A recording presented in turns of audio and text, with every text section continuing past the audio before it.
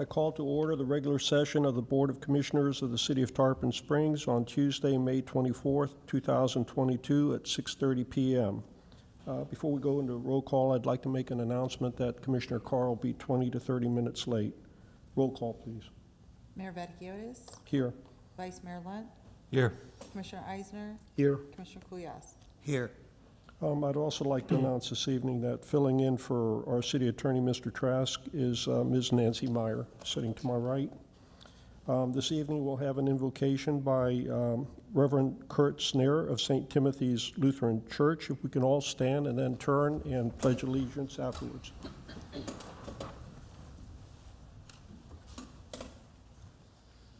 Most high and triune God, we give you thanks that you have blessed us with your constant presence, your guidance, and your love.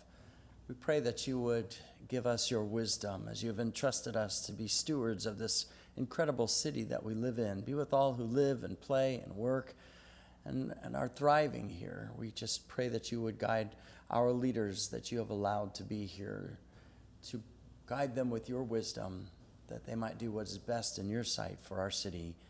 We pray that you would come and guide this meeting. In the name of the Father, and of the Son, and of the Holy Spirit. Amen. I pledge allegiance to the flag of the United States of America and to the republic for which it stands, one nation, under God, indivisible, with liberty and justice for all.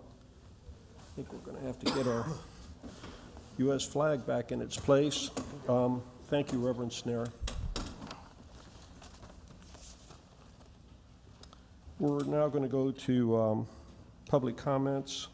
Those that are not on the agenda, if you could please come forward. We'll give you 4 minutes, please. Thank you. Well, thank you, Mr. Mayor. I don't think I'll need that long, but thank you. My name is Keith Meyer, and I came tonight because I am one of your circuit judges, and I know people don't know too much about your judges, and I'm trying over the next few months to make it to every municipal meeting I can to answer questions the public may have about their circuit courts.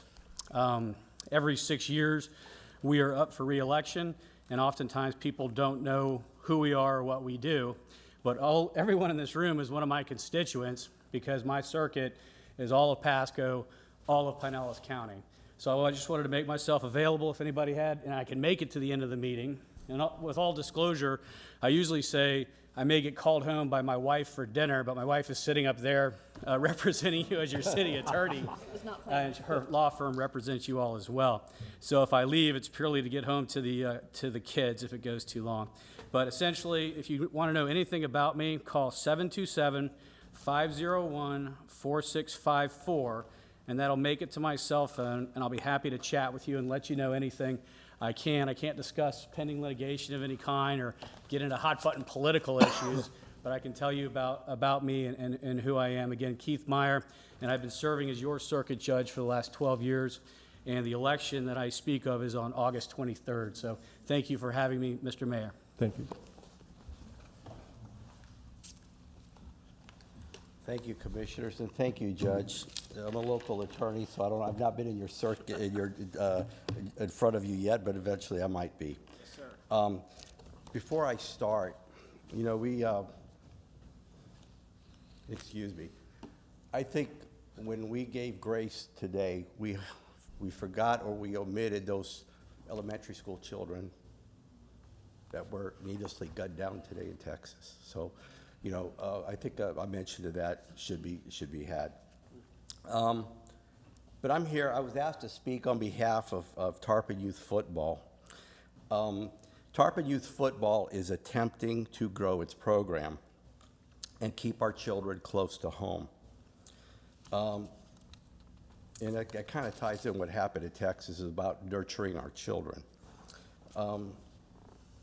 To play youth sports, especially youth football, there are certain registration fees that they're required to pay. And there's costs associated because football, outfitting a football player is pretty expensive. Many of our nearby youth football programs offer scholarships. We've never or they've never denied a child of playing football, but we need the city's assistance. And I understand budgetary issues, and I know where y'all are moving towards, I guess, a budget for the following year, and I just want to throw this out there. Youth football needs your support. Too often, many of our youth go because they get scholarships to play in nearby communities, whether it's Eastlake, Countryside, etc. And what happens is they have that child. And so when that child gets to a point where they're going to go play high school football or whatever, they tend to want to gravitate towards those kids that they played with out of Eastlake, Countryside, etc. We want to keep our talent that is in town. The talent that we cultivate should not be going to other locations. We have a brand new stadium, a brand new field. I think it's incumbent, and that's up to those who are running the program, to work in partnership with our high school to make sure that our kids that we cultivate here stay here, and that we don't lose our talent to other communities. And that's all. I think there may be some other comments, but I appreciate the time and opportunity to speak to the commission. Go Bulls.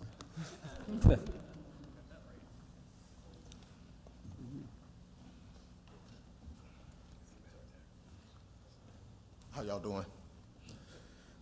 Like Mike said, we need a lot of help. We need the kids that's from here to stay here. I talk to him about it all the time. We have a lot of African American kids playing. The money is not there. We need help from the city of Tarpon Springs to keep the kids here. If they go play at Trinity or Eastlake, they pays for them to bring them from here. They'll take them away from here, pay for everything for them. And we've been struggling with that. We've been trying fundraisers and everything else to keep them here. Mark helped us out also. We need y'all help, the city of Tarpon Springs, to keep the junior spongers, and then go longer to be a sponger at the high school. We need the help of the city of Tarpon Springs, from the police department all the way down to the board. I'm calling on the mayor. We're putting flyers everywhere, putting them at the schools, trying to get the kids. Registration fee, what hurts us. And the city can help us with scholarships or help some of the kids. I'm not saying every one of them needs help, but a lot of them do. And it'll be a blessing if y'all do help us. Thank you.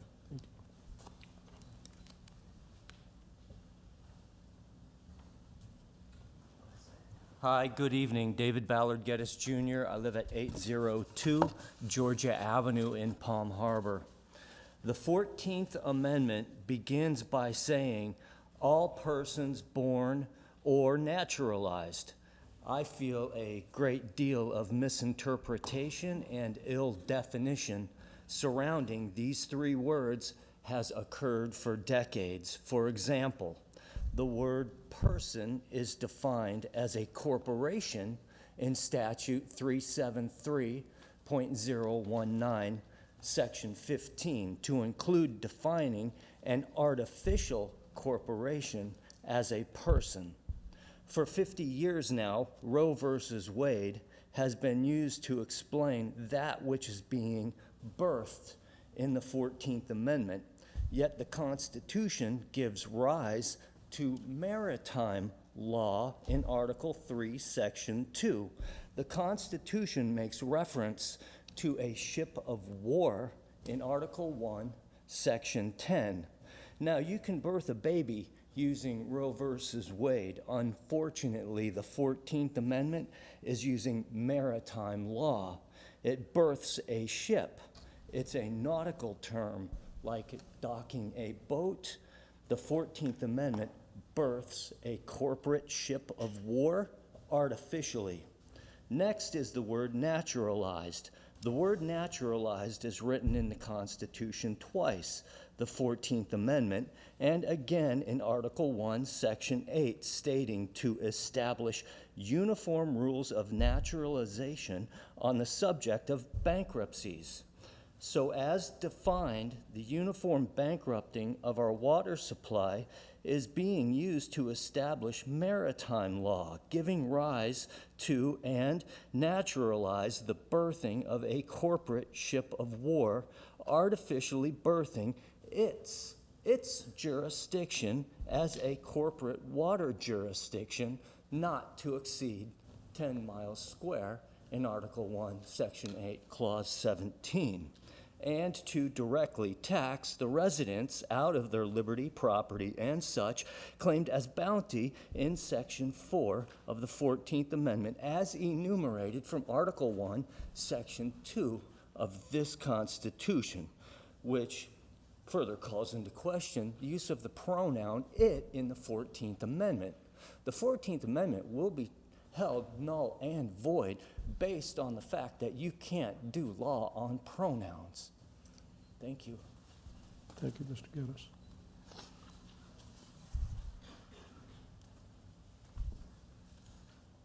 If you could state your name and address, please.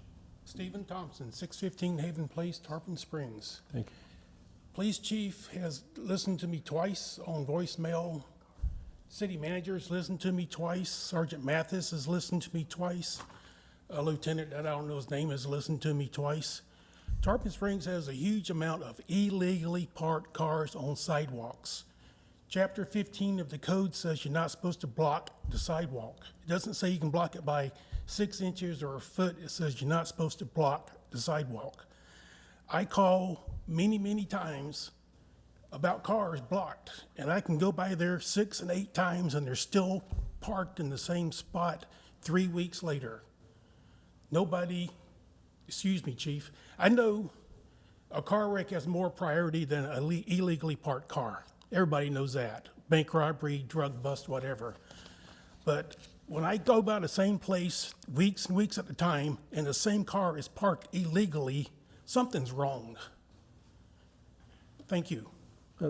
What area would that be, or is it, I know we have these issues in different parts of town, but the one that you're specifically, Well, here's one right now, 19 Oakwood Street. Oakwood I've called about that place many times. They just did the bakery, which I'm glad you did. I called about that place at least 24 times, and they just fixed it, which I'm glad. I'm not going to be complaining about that place anymore, hopefully. okay. Thank you, sir. Thank you. Sidewalks are for walking, not for parking. Understand. Any other comments?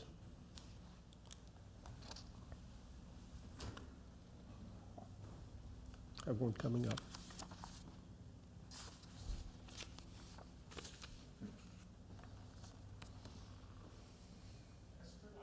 Well, I guess not. Mr. Jump, do we have any public comments by Zoom or telephonic? We do have raised hand, so I'll allow them in. Okay. You have 2 minutes, please. Please state your name and address. Gary Zimmer, 1677 Seabreeze Drive in Tarpon Springs, Florida. Can you hear me? Yes.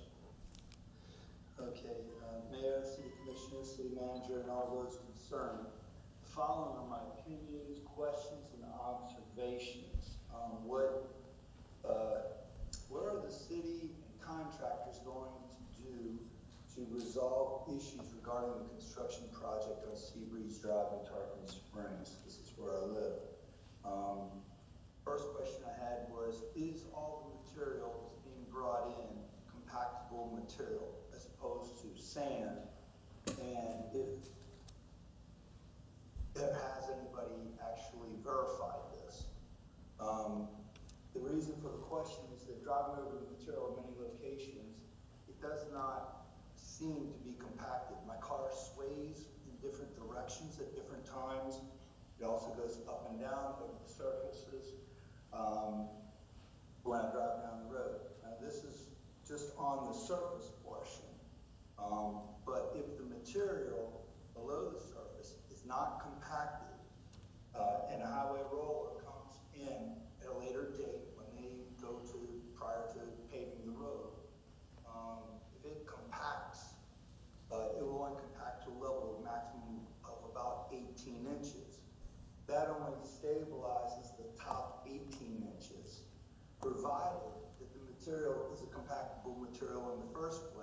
not sand, as an example. If the material below the top 18 inches is not compacted when they're doing the work, or not compactable material, then the top layer of 18 inches will ultimately cave into the bottom layer, causing future repairs of the street after the road is paved. Rather than wait for failure at some point down the line after the contractor's been paid and gone, why not address this as a question up front in the first place? An additional substantiation of this is that a truck was completely sunk into the street and had to be pulled out by a bulldozer this past Friday if the material was compactable, at least capable of being compacted, then would this have really happened? If I wasn't there, the truck probably would still be sitting there. Well, maybe not, but I suggested to him, hey, call the contractor, see if we can get somebody to pull it out. Sir, may I get your attention a second? You're about 30 seconds over your allotted time. Could you wrap up in 5 or 10 seconds, please? There are a lot of things. Probably if watering would help. Sand in the air, mailboxes are trash, driveways been ruined, water's gone into a $1.1 million recently purchased property, catch basin, 2 of them completely filled with dirt, 1 totally compacted, and you can't even see the grate.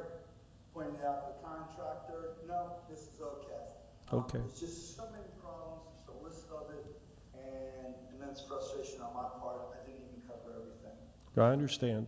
Thank you. I'm sure somebody will be contacting you probably tomorrow to discuss this further. Thank you for your comments. Thank you so much. You're welcome. Next, please. If anyone else would like to speak, please raise your hand. You'll be allowed to talk.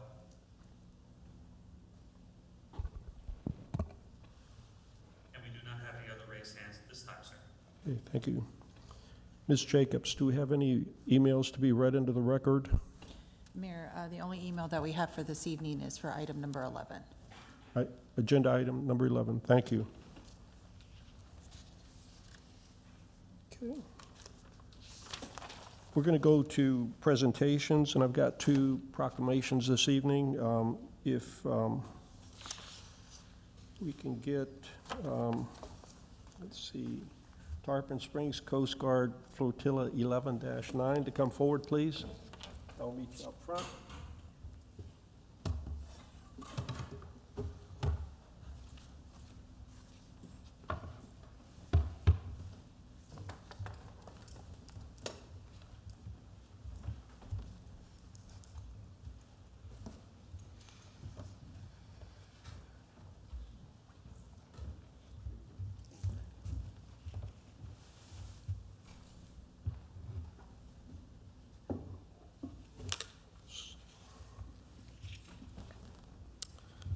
We have a proclamation this evening. It's National Safe Boating Week, and I'd like to read it. Whereas on average, 650 people die each year in boating-related accidents in the U.S., 75% of these are fatalities caused by drowning, and whereas the vast majority of these accidents are caused by human error or poor judgment and not by the boat, equipment, or environmental factors, and whereas a significant number of boaters who lose their lives by drowning each year would be alive today had they worn their life jackets, and whereas National Safe Boating Week is observed to bring attention to important life-saving tips for recreational boaters so that they can have a safer, more fun experience out on the water, and whereas the City of Tarpon Springs supports the goals of the Safe Boating Campaign, National Safe Boating Week, and the Tarpon Springs Flotilla 11-9 of the Coast Guard Auxiliary for the start of the year-round effort to promote safe boating. Now therefore, I, Costa Vaticiotis, by virtue of the authority vested in me as mayor of the City of Tarpon Springs, Florida, do hereby proclaim the week of May 21 through 27, 2022 as National Safe Boating Week. Thank you. Who's to receive this? Catherine? You're to receive it? Thank you. You're welcome. Here you go. Would you like to, any of you make a comment or two? I would just like to thank our commander, Joan Jennings, Joanne Sawyer, and Ernest Cannon. Thank you. Thank you.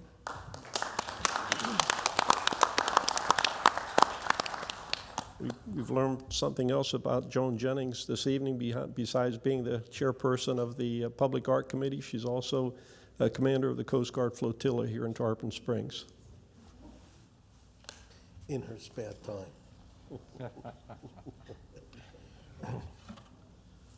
Ms. Lemons, if you could come forward, please.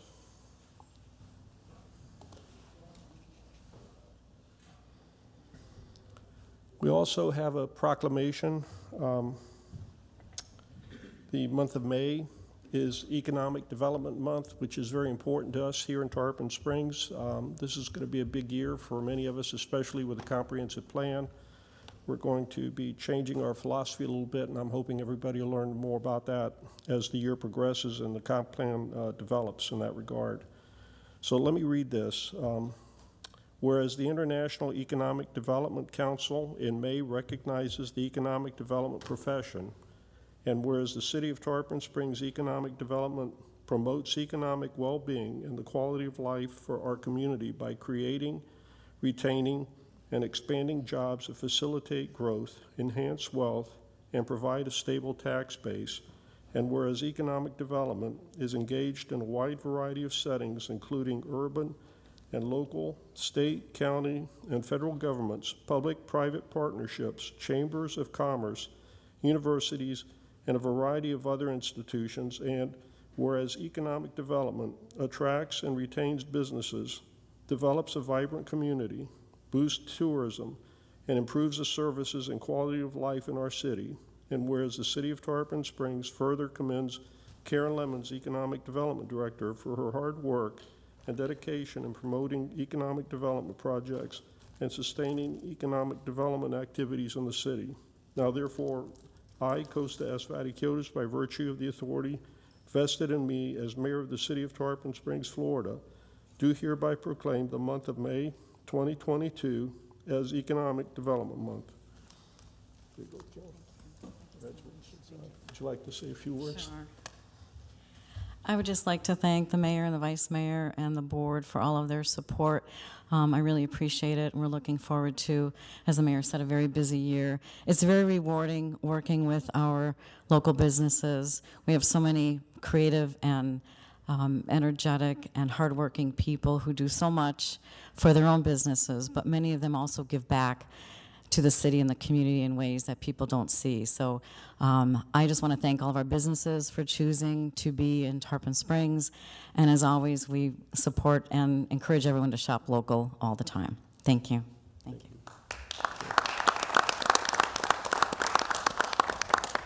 I should ask whether any of our commissioners would like to say a few words on either Safe Boating Week or the Economic Development Month. Okay, thank you.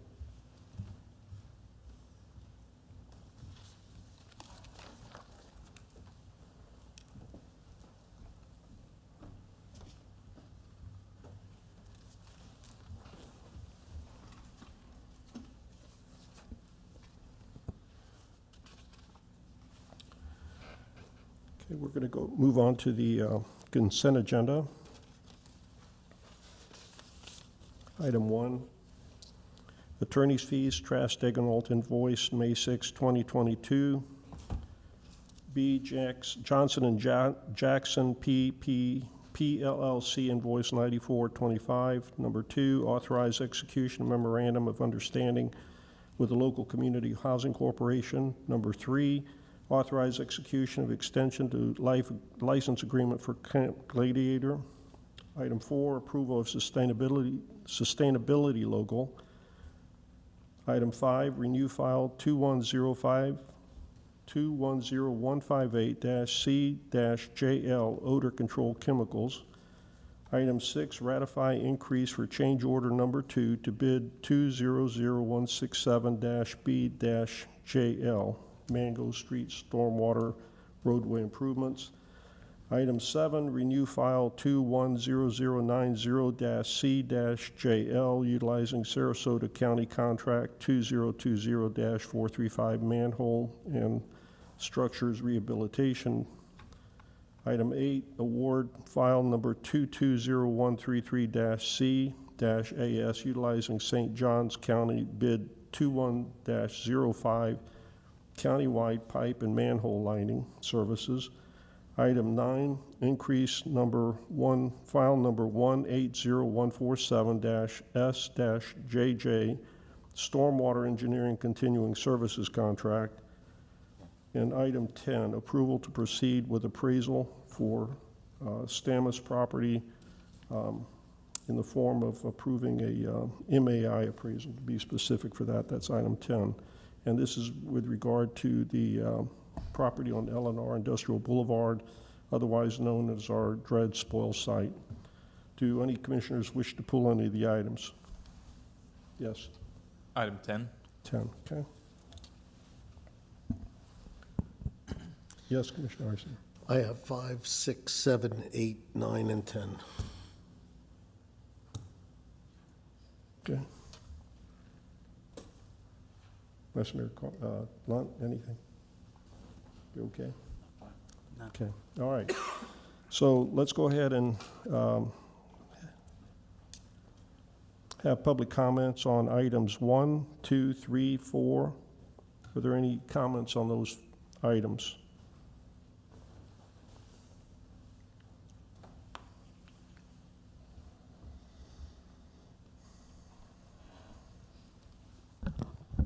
Chris Rabowski, 1602 Gulf Beach Boulevard, Tarpon Springs, 34689. So I spoke to you previously during the internal auditor about monitoring the city attorney's invoices. I know in the case of Clay Colson versus the city and the Morgan Group, that he had received a number of these packets. I don't know if it was the city or the Morgan Group that sent him those, but it was multiple duplicates. And I had checked with an attorney that used to live here, and he said, oh yeah, after some cases have been dismissed, I have personally received multiple packets from attorneys. So this is like a thing. So, so I watched this one very carefully. $500 on this invoice for, I couldn't quite make it out for Mr. Colson's lawsuit. However, they did happen to file a motion to compel for evidence after the case was dismissed. Now, I don't know how they're going to explain that to you. A motion to compel for discovery after the judge dismissed the case. That doesn't seem to make much sense, and especially since the discovery that they were asking for is immaterial to the case anyway. They sent a bunch of interrogatories about whether or not this gentleman owned property in Tarpon Springs. Well, that's relevant because that's not material to standing. You don't have to own property in the city of Tarpon Springs to file a lawsuit of this nature. So I further consulted with a number of attorneys. I've got a number of notes here. And the other point that they raised was that since the city did violate its comprehensive plan, and you know that, the candidates that are newly elected know that, because you read the comp plan and you also attended those hearings. So it's highly likely that the development order will be overturned, and the settlement, a settlement should be sought to avoid running up the city's legal expenses.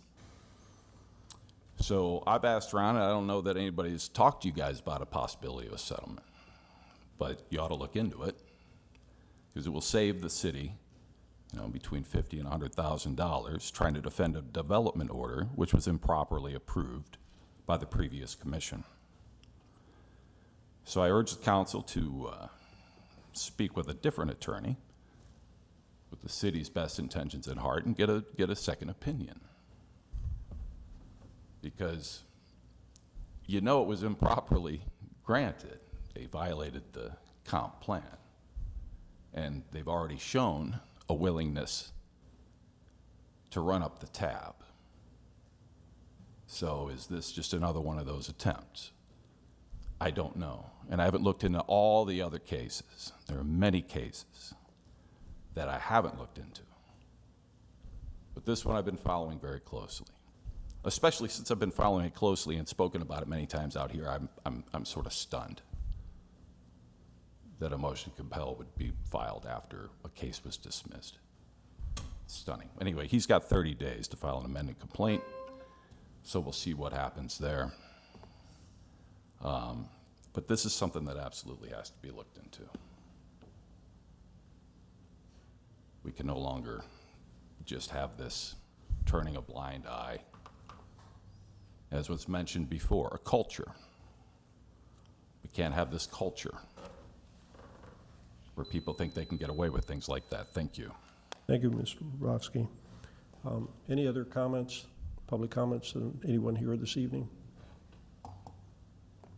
Mr. Jump, are there any comments from Zoom or telephonic? Anyone would like to speak on these items, please raise your hand. You'll be allowed to talk.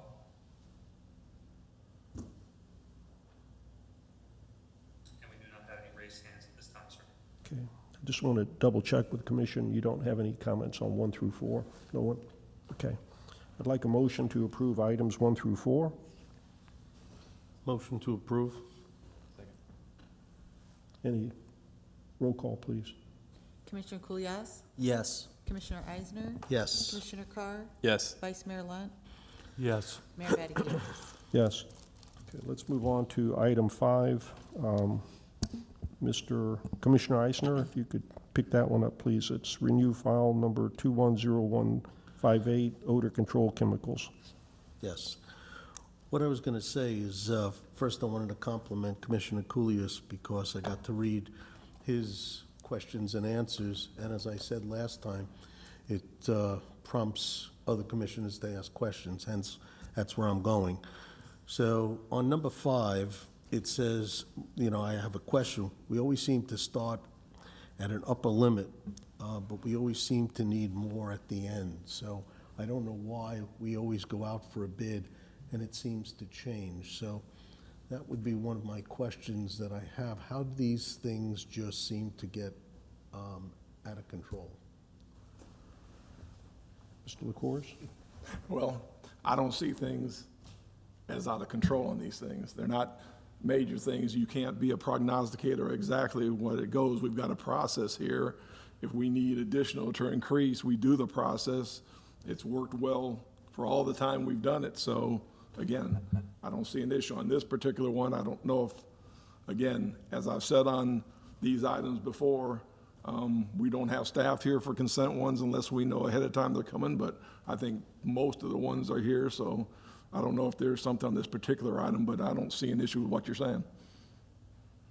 Well, I just seem to notice that, and I'll just go through the others if you'd like. Commissioner Eisner, let's just stay on number 5. I'm going to stay with 5. I got you. Okay.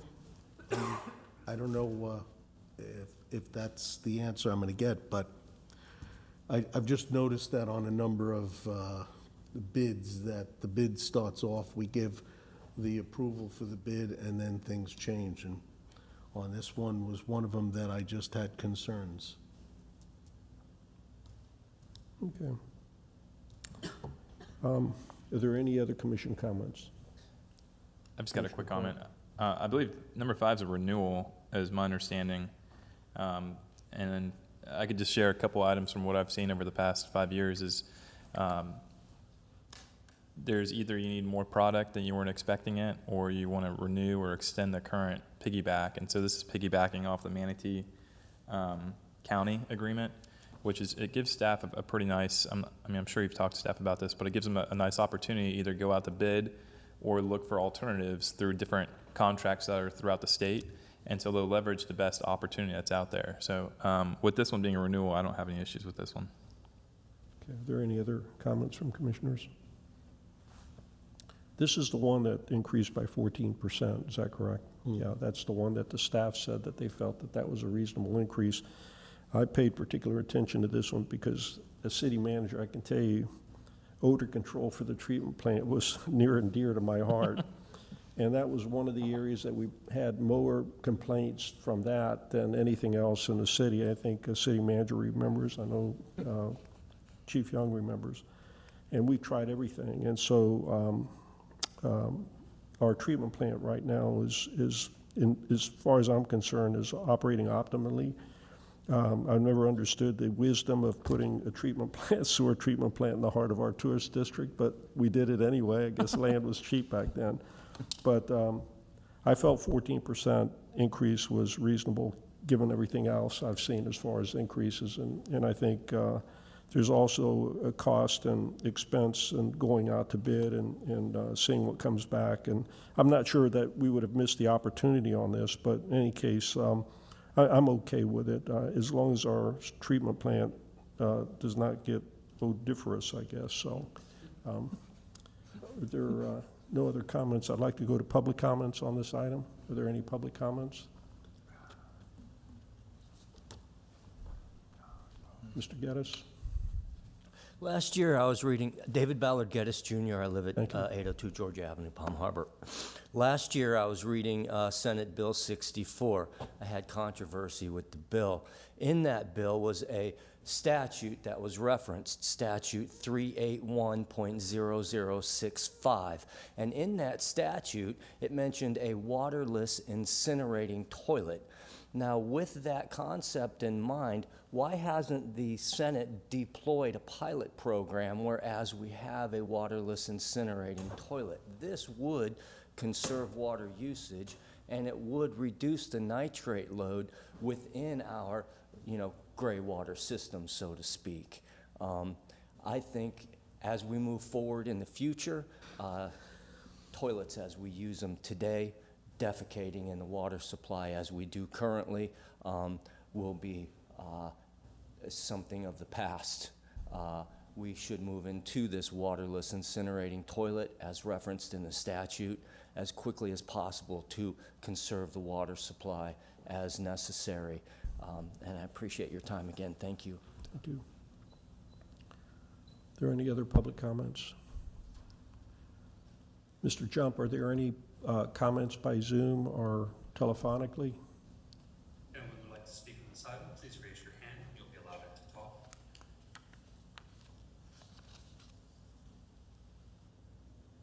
And we do not have any raised hands at this time, sir. Okay, thank you. Mr. LaCourse, we'll have somebody contact Commissioner Eisner tomorrow and kind of go over this particular bid a little more. Ms. Lewis, I'm not sure who it would be, maybe someone from our treatment plant. Just as far as the history of this contract and why we do what we do, I think we owe Commissioner Eisner a little more detailed explanation on that. If there are no other comments, I'd like the motion to approve item number 5. Motion to approve. Can we get a second? Second. Okay. Roll call, please. Commissioner Kulyas? Yes. Commissioner Eisner? Yes. Commissioner Carr? Yes. Vice Mayor Lunt? Yes. Mayor Vaticius? Yes. Number 6, ratify increase for change order number 2 to bid number 200167, Mango Street Stormwater Roadway Improvements. Commissioner Eisner. So my question is, why wasn't this in the first bid? We had a multitude of bids that were out there, starting from $839,000 all the way up to $1.1 million. And my question is, the stuff that is put in here doesn't seem like it would be something that you'd forget. I'm trying to find this.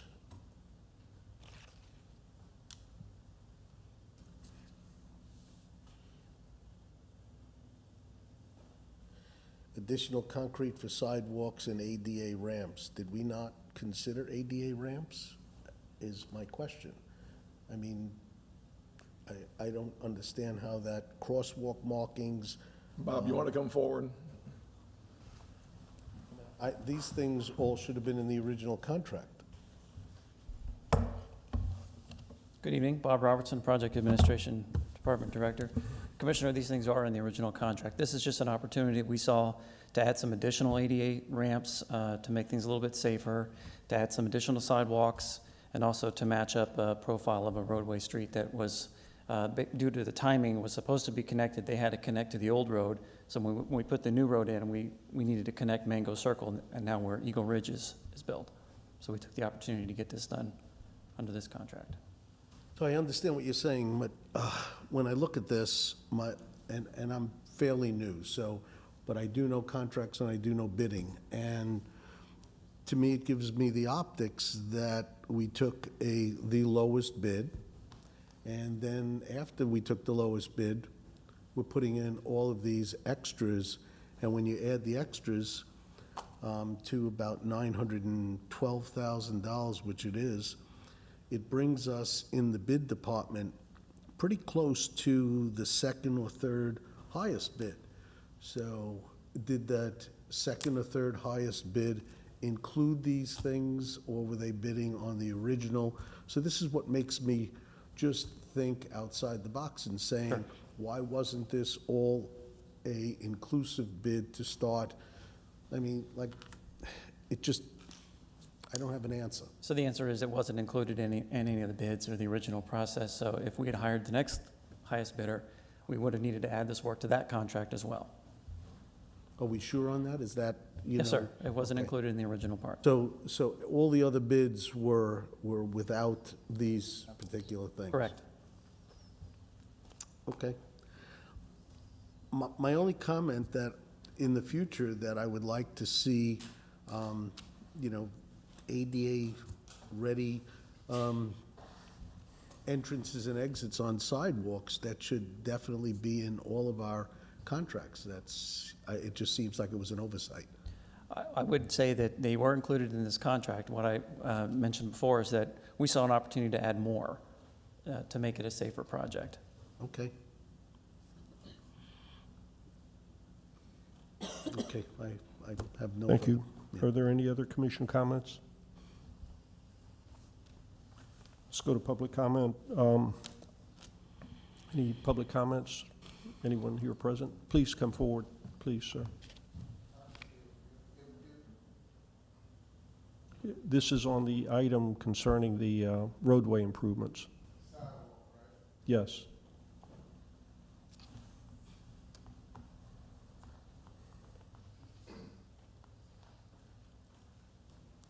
You say they adding all these sidewalks for safer. What about the existing sidewalks that are no good over in our neighborhood? They building sidewalks on the new project, but they did some in the neighborhood, but they got a whole lot of sidewalks that are just old and need repairs, redone, or whatever they doing over there, they need to do it in the neighborhood too.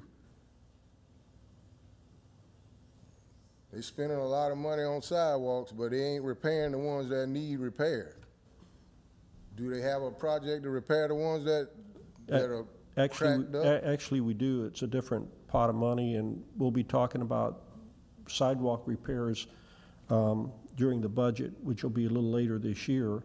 But if I could get your name and address for the record, if you could state your name and address, please. Andre Miles, 433 Boyer Street, Tarpon Springs, 34689.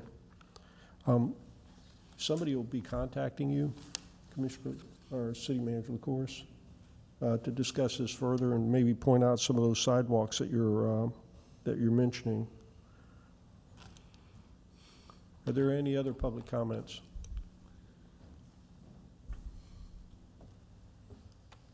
Mr. Jump, are there any Zoom or telephonic comments? If anyone would like to speak on this item, please raise your hand and you'll be allowed to talk.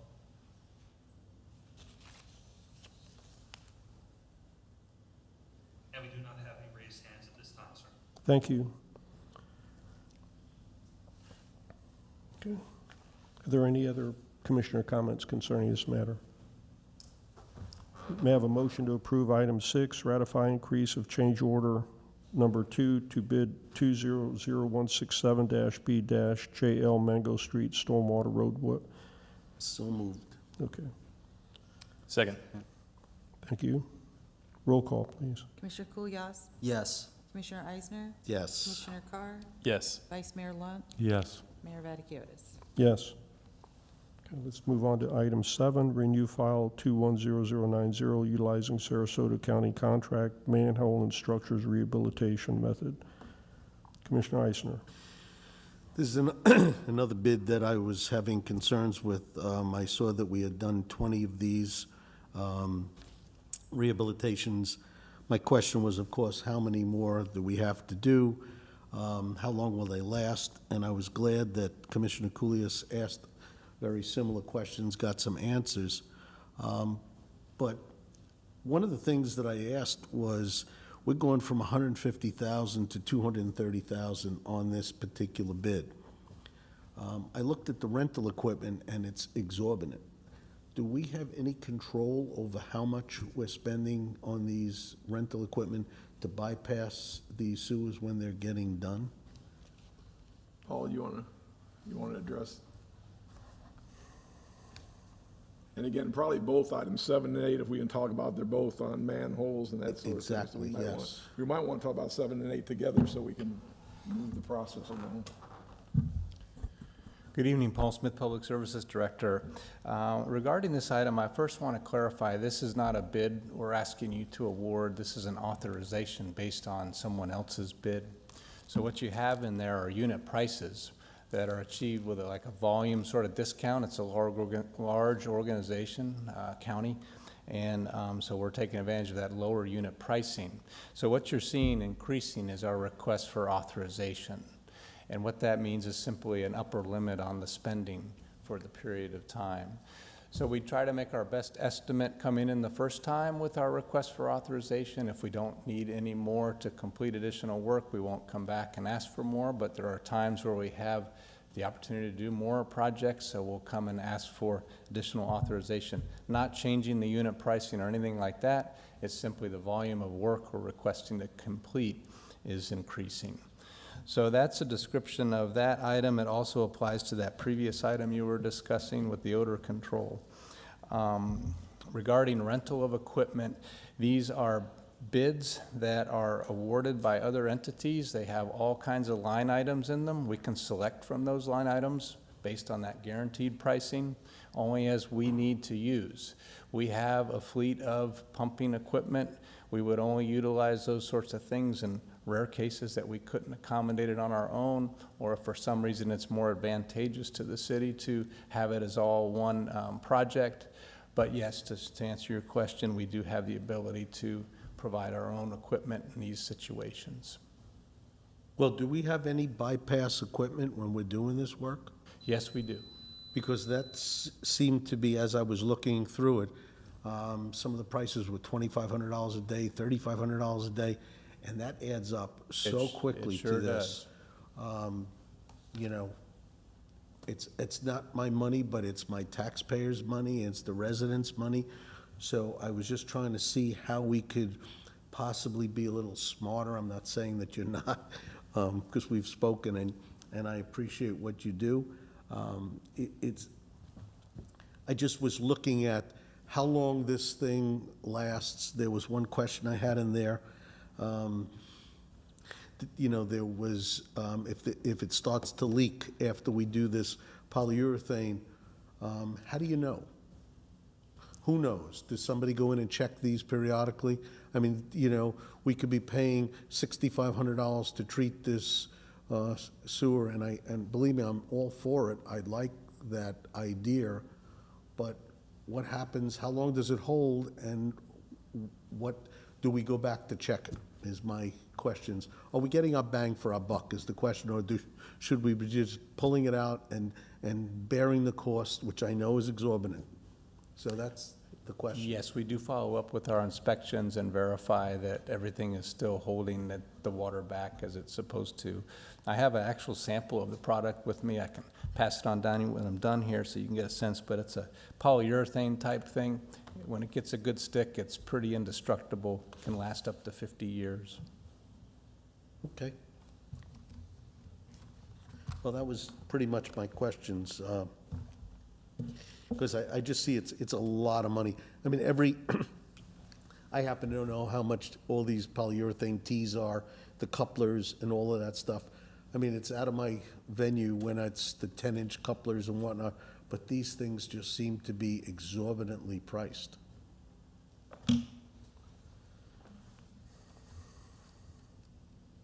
That's all I wanted to say. I mean, there's nothing I'm gonna do about it. I just wanted to, bring it to your attention. Are there any other commission comments? Commissioner Carr.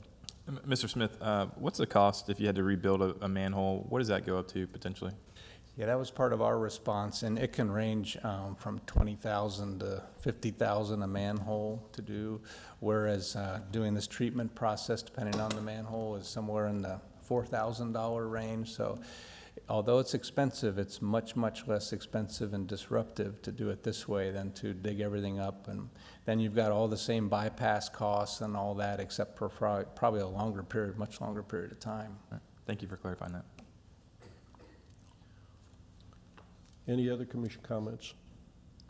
Yes, I have a comment. Paul, when they do this relining, how long is it expected to last before it fails? Is there an average? I don't have an average, but I know that polyurethane type products are pretty impervious to the types of things that attack concrete in these manholes, so it's much better for that purpose. And it's like a protective liner that they spray on. Yeah, I understand what it is. And yeah, so I've heard upward limits of 50 years. Averages, well, we check them multiple times a year, and as far as I know, most of the repairs we've seen are holding.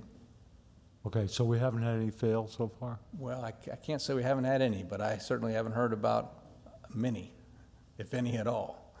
So. Okay, so the ones that did fail, were they structural, or were they misapplications? Or if you're going to say 50 years, then certainly we haven't been doing this for 50 years. I think it counts on a good adhesion to the substrate material, so that's part of that preparation process, and much like a paint job or anything else, as long as you have good adhesion, that product is going to work for you. Mm-hmm. And is this something we contract out, or is it our people that are actually doing this application? We contract it out. All right. So I have two questions as well. How long are we doing this? How long are we doing this process? Is it 2 years, 3 years, 5 years? It's an annual process, and as long as it keeps working for us through our video program, we'll go through the entire system, find anything that would benefit from this type of treatment, and come recommend it to you. So it's an ongoing process. Perhaps an even better product will come along in the future. Things evolve over time, but I see this to be ongoing. So this will be always, is there a number of how many of these that we have to treat? We have to treat every single one of them, I presume. Well, we have over 2,000 sewer manholes in the city, so I think there will be some work each year. That's the best way to do it, on a priority basis and based on actual inspections. Do they give you any feedback on the failure rate, on why it failed in spots? That would be on a case-by-case basis, but if I get some more information on that, I can forward it to you. Sure. Okay, thank you. Are there any public comments on utilizing the Sarasota County contract for manhole and structure rehabilitation? I have an observation, not necessarily a comment, and I think everybody knows this in Tarpon Springs. Our sewer system is old, and it's too expensive to replace an entire sewer system in this community. And so finding ways using modern technology and innovative material to improve the system, I think it's a win-win for this community. Otherwise, you'd be digging up a lot of dirt, replacing sewers. And so I want to commend the department for the opportunity to do that and save in the long run. I think it saves the taxpayers of this community quite a bit of money. Just another observation when y'all were talking about changes. When you build a house, you have while you're doing, and I call while you're building a house, and you go to the contractor, while you're doing that, let's do this. And I think sometimes what we have to do, it becomes expensive when you go through a change order process. So sitting down, and then when you're doing going out for bid, try to be more comprehensive in what you're actually looking for. So when you do get a bid, it's comprehensive and try to avoid the while you're doings, because while you're doings cost money. Thank you. Thank you.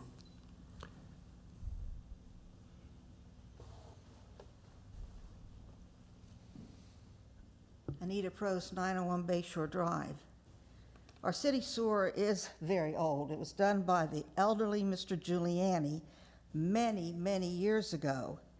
And then when they left Tarpon, they went to St. Pete, and he had one of the largest pipe sewer system programs in St. Pete, and they always came back and looked at Tarpon's.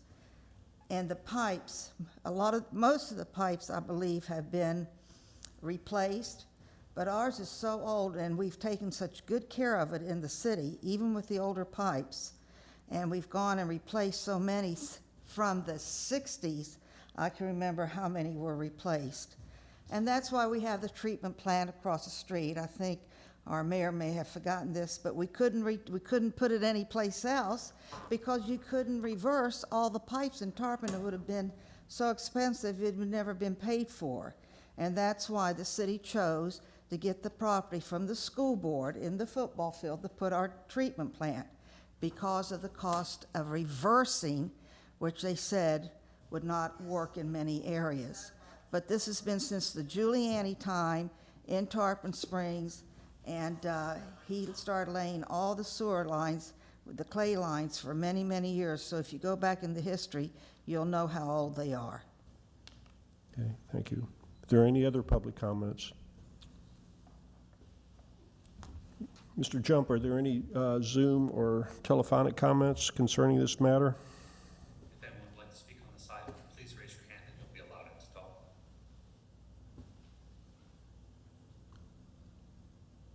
And we do not have any raised hands at this time, sir. Thank you. No other further commission comments. I'd like a motion to approve renew file 210090 Sarasota County contract manhole structures rehabilitation. So moved. Second. Roll call, please. Commissioner Kulyas? Yes. Commissioner Eisner? Yes. Commissioner Carr? Yes. Vice Mayor Lunt? Yes. Mayor Vaticius? Yes. Item 8, Commissioner Eisner. That was answered in 7, so I have nothing further to add to that. Okay. Are there any other commission comments? No. Any public comments concerning utilizing St. John County's countywide pipe and manhole lining services master contract? Mr. Jump, are there any Zoom or telephonic comments concerning this matter? If anyone would like to speak on this item, please raise your hand and you'll be allowed to talk.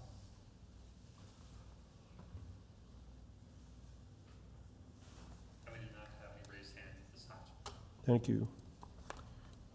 No other comments. May we go to have a motion to approve and second? Motion to approve. Second. Roll call, please. Commissioner Kulyas? Yes. Commissioner Eisner? Yes. Commissioner Carr? Yes. Vice Mayor Lunt? Yes. Mayor Vaticius? Yes. Item 9, increase file stormwater engineering continuing services contract. Commissioner Eisner. On this one, again, it's, we're jumping from $500,000 to $687,000. And in the question that Commissioner Kulyas asked, you know, his question was that we have this $187,000. How did we manage to use it up and not on what it was destined for, because it was destined for vaults? So that would be my question that I was needing to get answered.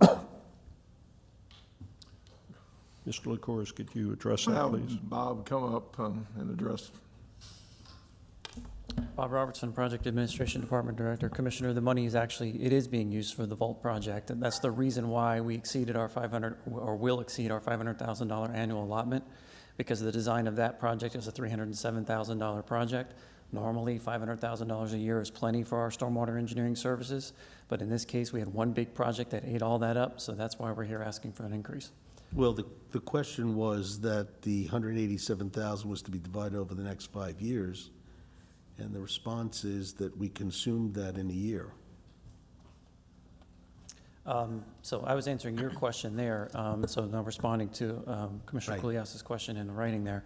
So the question was, is how much, is that authorization for a single year? And then the answer is yes, it is. We're asking to increase the annual authorization from $500,000 to $680,000. That's per 12-month cycle. It's a contract year. We are in year 4 of this 5-year cycle with Burgess and Nyepel, our stormwater engineering contractor. So yes, we're asking for $180,000 additional upper limit for the 4th and the 5th year. So was this underestimated in the beginning?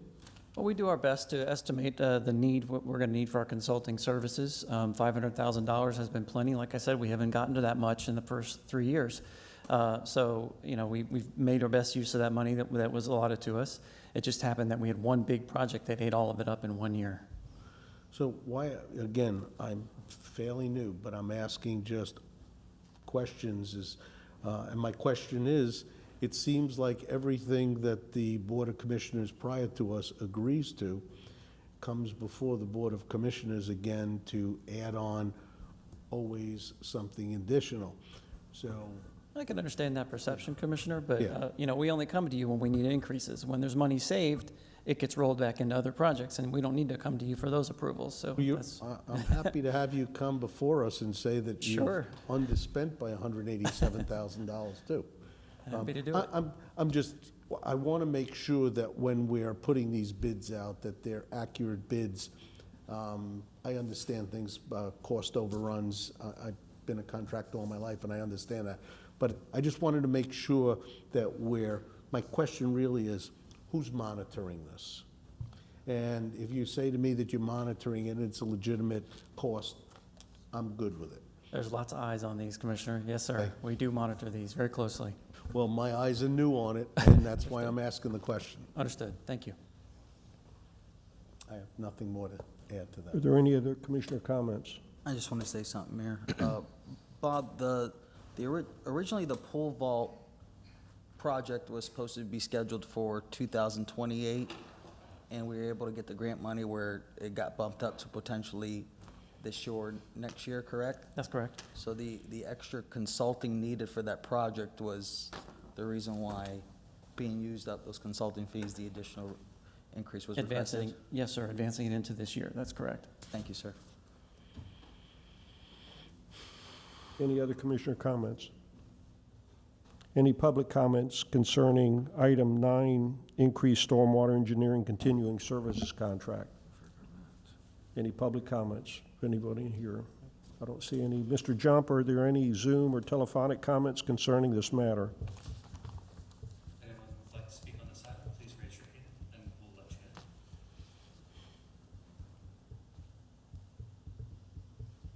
in. And we do not have any raised hands at this time, sir. Okay. All right, no other further commission comments. May I have a motion to approve and a second on increased stormwater engineering continuing services contract? Item 9. Motion to approve? Second. Roll call, please.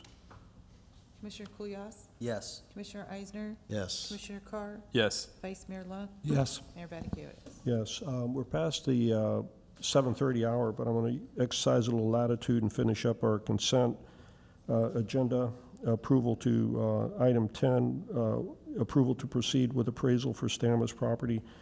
Commissioner Carr. Yeah, thank you, Mayor.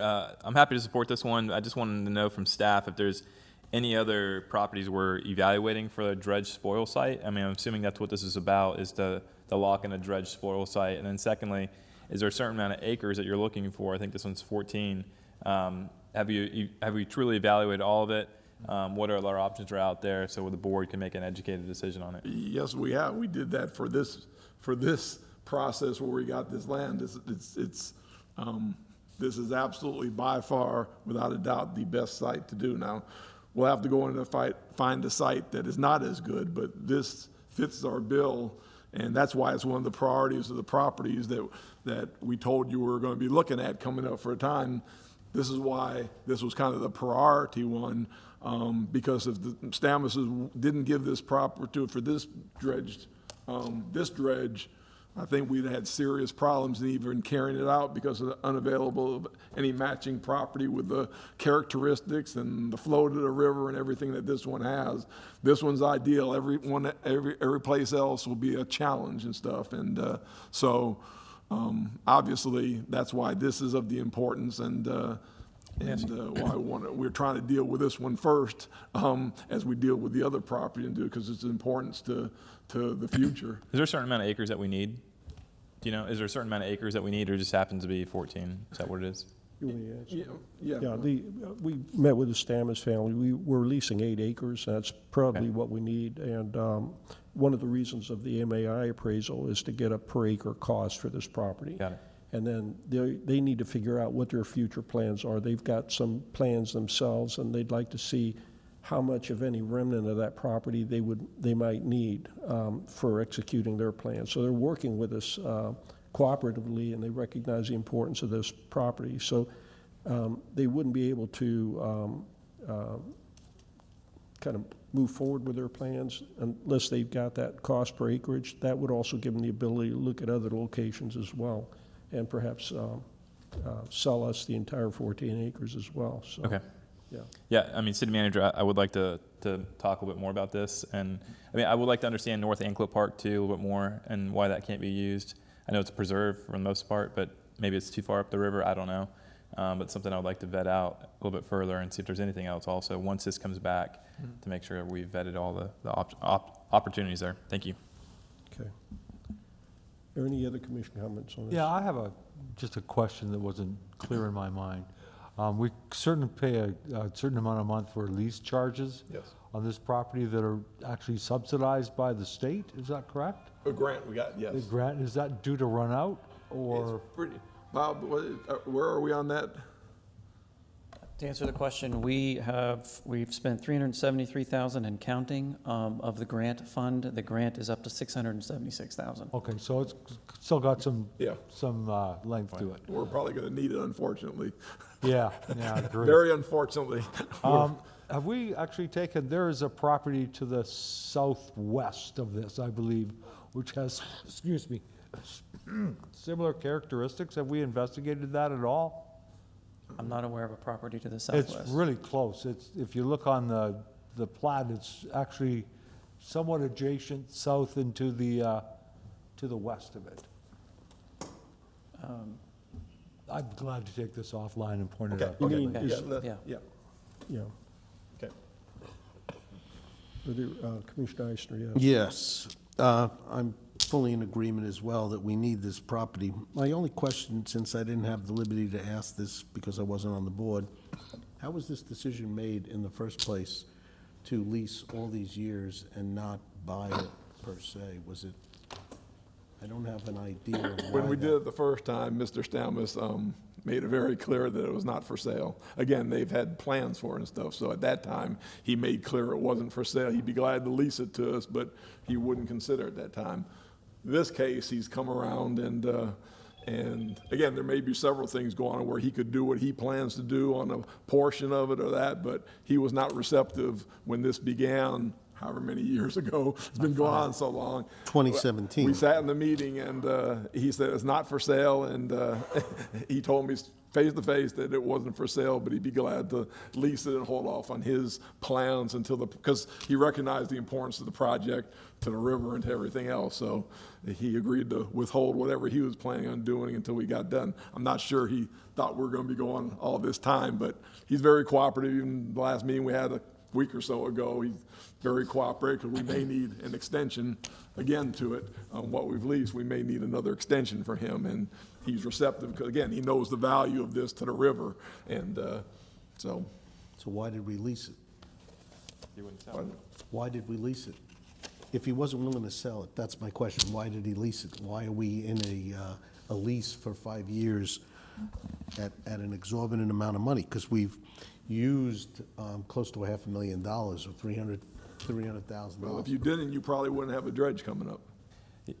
But would we not have been smarter to buy another property rather than be leasing it over all these years, is my question. again, that's another thing probably online. There's not the characteristics you need to do this and use this as a spoil site is not something where you can just pick a piece of land and do it with. You've got a lot of factors, and we'd be glad if you give them a call and go into that long process of what the needs of a site is, the location, the ability to get it to the river. There's a lot of factors in there that you just can't pick a piece of land and try to get it to go to. Okay, in retrospect, it looks like a lot of money that we've kind of thrown out. That's what I'm saying, but, okay. I hear it. Are there any other comments? Okay, let me just make a comment on this. We're not deciding anything tonight on purchasing the property, how much or anything. I think all the questions were great, but there's a time to get those questions answered. Tonight was just to get approval for an MAI appraisal of, I think, $3,000 or $4,000, whatever the backup had in it. And that was it for continuing on to actually be able to create the answers to some of your questions concerning this and then have some better information for you. Public comments. Are there any public comments concerning this item?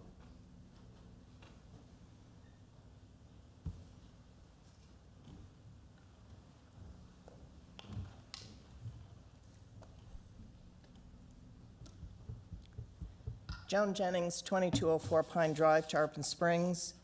I was on the Marine Commerce Commission that was convened in 2016 to spearhead the dredge of the Anclote River.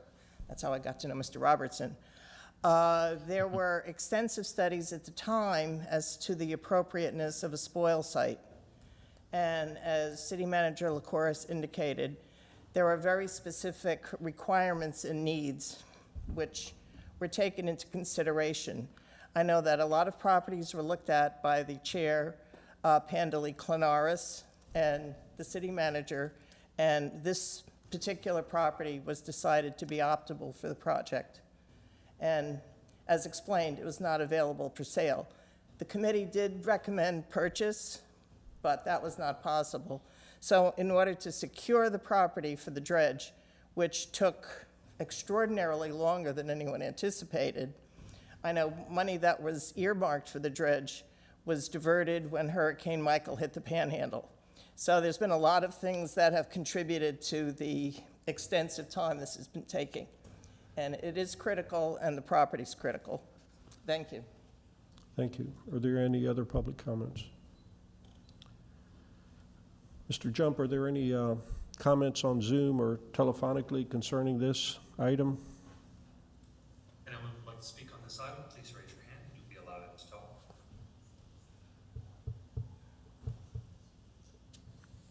And we do not have any raised hands at this time.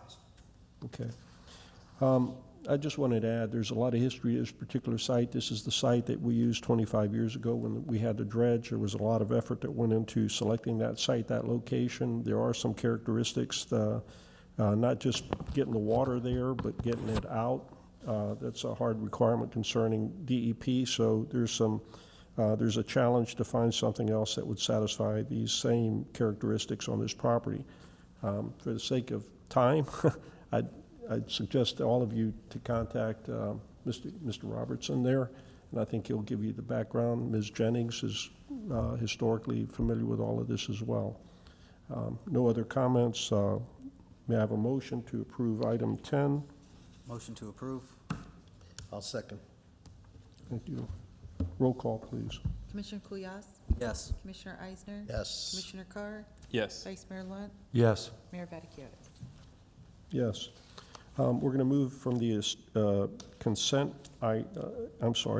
agenda and go to the ordinances and resolutions per our rules of procedure. I just want to politely ask the commission, let's do a little better job of getting these questions answered before the meetings. I know Commissioner Couliard did a good job, I think, and I'm not sure why a lot of these other questions came up this evening. The staff is available. They've been available. This backup has been in our hands since last week. I would just like a little more effort to get our questions answered so we don't take up this much time. I'm not sure that the public's interested in 10-inch valves and things of that nature as much as understanding the policy that goes into some of these contracts, and I think that's provided in the backup. We're going to move on to item 15, application 22-19, Abbas Development, Florida Avenue. Ms. Meyer, if you could walk us through the instructions, read the resolutions, the ordinances by title only, the instructions, and also swearing in of witnesses, please. Yes, sir. Like the instructions first? Or the ordinances first? Okay. Sir, you want the instructions first or the ordinances first? Just either one is fine. Yeah. This is a quasi-judicial proceeding where the Board of Commissioners acts in a quasi-judicial rather than a legislative capacity. At a quasi-judicial hearing, it is not the board's function to make law, but rather to apply law that has already been established. In a quasi-judicial hearing, the board is required by law to make findings of fact based upon the evidence presented at the hearing and apply those findings of fact to previously established criteria contained in the Code of Ordinances in order to make a legal decision regarding the application before it. The board may only consider evidence at this hearing that the law considers competent, substantial, and relevant to the issues. If the competent, substantial, and relevant evidence at the hearing demonstrates that the applicant has met the criteria established in the Code of Ordinances, then the board is required by law to find in favor of the applicant. By the same token, if the competent, substantial, and relevant evidence at the hearing demonstrates that the applicant has failed to meet the criteria established in the Code of Ordinances, then the board is required by law to find against the applicant. Today, you will hear Ordinance 2022-10, an ordinance of the City of Tarpon Springs, Florida, annexing 0.25 acres, more or less, of real property located at 1093 South Florida Avenue on the southeast corner of South Florida Avenue and Curlew Place, application 22-19, providing for findings and providing an effective date. Legal advertising for this ordinance was published in the Tampa Bay Times by title with a map on both March 30th, 2022 and April 6th, 2022.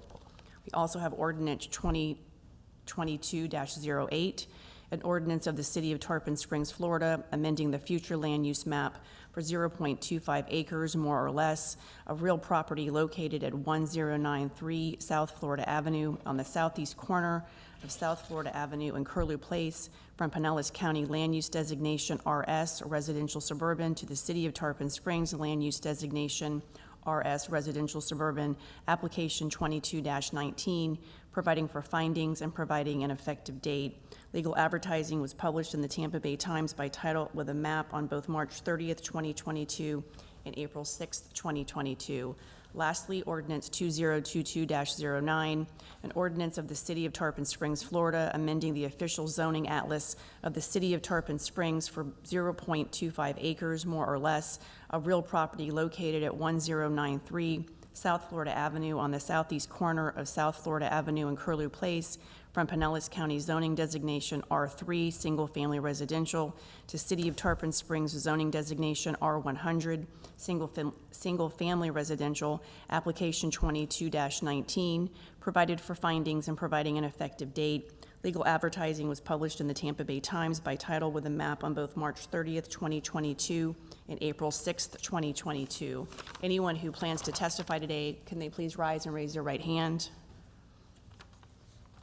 Do you swear or affirm the testimony you're about to give is the truth, the whole truth, and nothing but the truth? I do. Thank you. Sir? Thank you, Ms. Meyer. City Manager, of course, if I may go to Ms. Vincent. Yes. Ms. Vincent, I see that the applicant is here. Mayor? You ready to go on that? Mayor, Yes. I did speak to the applicant. I wanted to disclose that, that I did have a quasi, or... I was going to do that in a second. Okay, I just want to make sure that was out there. Yeah, no, thank you. Okay, we're set. Is there anyone here that believes they're affected party to this matter? We had one on the first reading. Is there anyone here that believes they're an affected party? Okay, I hear none. Now we're going to go to ex parte communications. Is there any commissioner here that wishes to divulge ex parte communications? Go ahead, Commissioner Clark. Yeah, I spoke to the applicant or the owner of the property, just in general terms about what he's doing with the property. I did meet him out there before the last meeting as well, too. Thank you. Is there anyone else? Commissioner Eisner. Yes, I also had a conversation with the applicant. Nothing in particular, just, what what he's been doing now, so. Good. Okay. I was going to ask about conflicts of interest. There were none last time on the commission. I'm assuming there are none this time. And also want to make sure that none of the commissioners are predisposed to the outcome of this matter where their decision would not be based solely on the competent substantial evidence that will be presented here this evening. I see no response to that.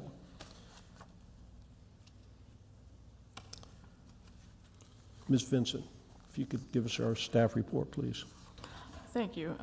This is application 22-19. This is second reading of an annexation land use map amendment and a rezoning map amendment for property at the southeast corner of West Curlew Place and actually Florida and I can't ever read that street right there. There's no, for the purposes of tonight, I would focus on new information. So the annexation and land use, there's no new information to present from first reading. At first reading, if you recall, the board did recommend approval of the annexation of the property from Pinellas County into the city of Tarpon Springs and amending the land use map from the Pinellas County designation of residential suburban to the city designation of residential suburban, so virtually identical. And then the board did, on first reading, recommend approval of the rezoning to R100, and then asked for some additional information coming back. One of the things that was discussed, and I gave you an updated memo as part of the agenda backup, was the possibility of leaving the property in the R3 designation in Pinellas County. Our code does allow for that. During the discussion at the last hearing, we indicated that we thought it would be a relatively simple matter, to assign, to just refer to the zoning criteria or the zoning dimensional regulations for that property. And if you recall, the purpose behind leaving it as R3, since it was being developed in Pinellas County and then being annexed in, is that would avoid any non-conforming situations.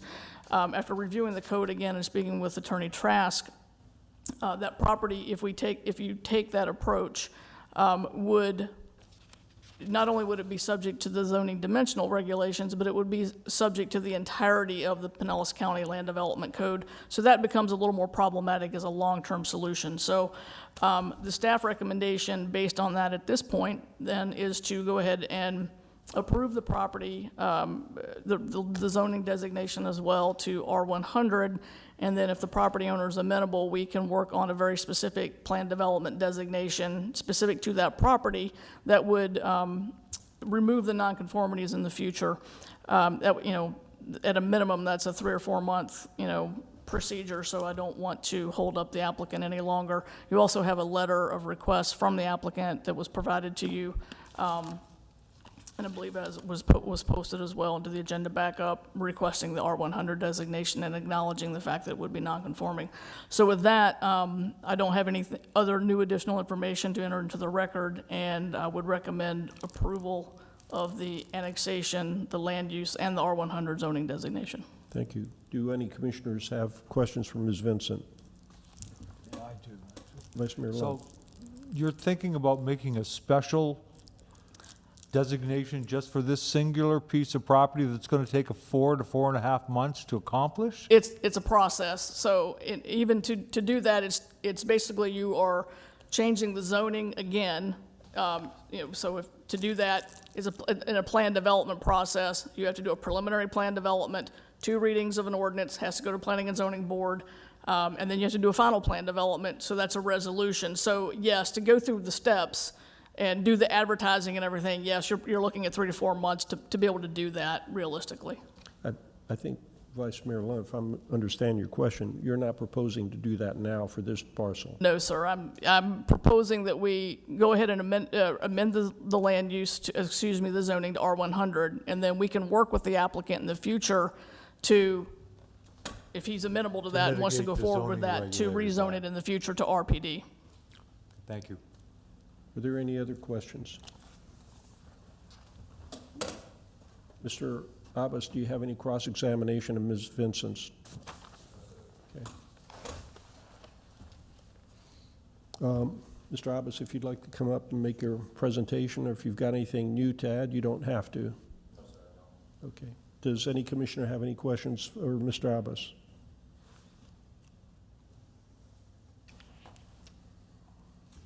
Okay.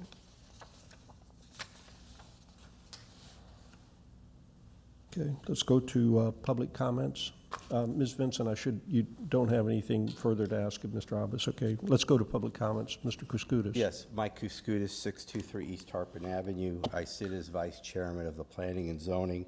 When this matter was in front of Planning and Zoning, I think the vote was an even vote. I just happened not be there that day. Otherwise, I would have voted to approve this. And just from our board perspective, the frustration that we have is we started to see a lot more applicants coming in for annexation, and where they can, and I think Mr. Abbas got caught in the crosshairs, okay, because it was our board's frustration and not necessarily Mr. Abbas's project that gave us angst. And the reason being is, and you see this more from a developer and most likely, people who are aware of how the process works, where they are part of the county, they go ahead and get their building permits, they start building, and where in Tarpon it would probably be non-conforming. There are certain requirements that we would require our building department or Board of Adjustment to address, but they're not addressed because he's already gotten the permit to build and from the county. And so we're finding that we're accepting things that normally would have to come through a different process, that the city and city staff would have more opportunity to vet, deny, make changes in the process of the developer or the builder. And unfortunately, Mr. Abbas got caught in the crosshairs. But that's something that has to be addressed at a commission level, and maybe in conjunction with the county, that we don't see a proliferation of people starting to build, get their permits, or start the process at the county level that are non-conforming to the city, and then we annex them in. And it's just not fair to the residents of Tarpon Springs, but it's also not fair to the people who don't know any better, and they need for utilities, they want to come, they need to be a part of our Tarpon Springs. Thank you. Thank you. Are there any other public comments? Mr. Jump, are there any public comments on Zoom or telephonically concerning this matter? If anyone would like to speak on this item, please raise your hand and you'll be allowed in to talk.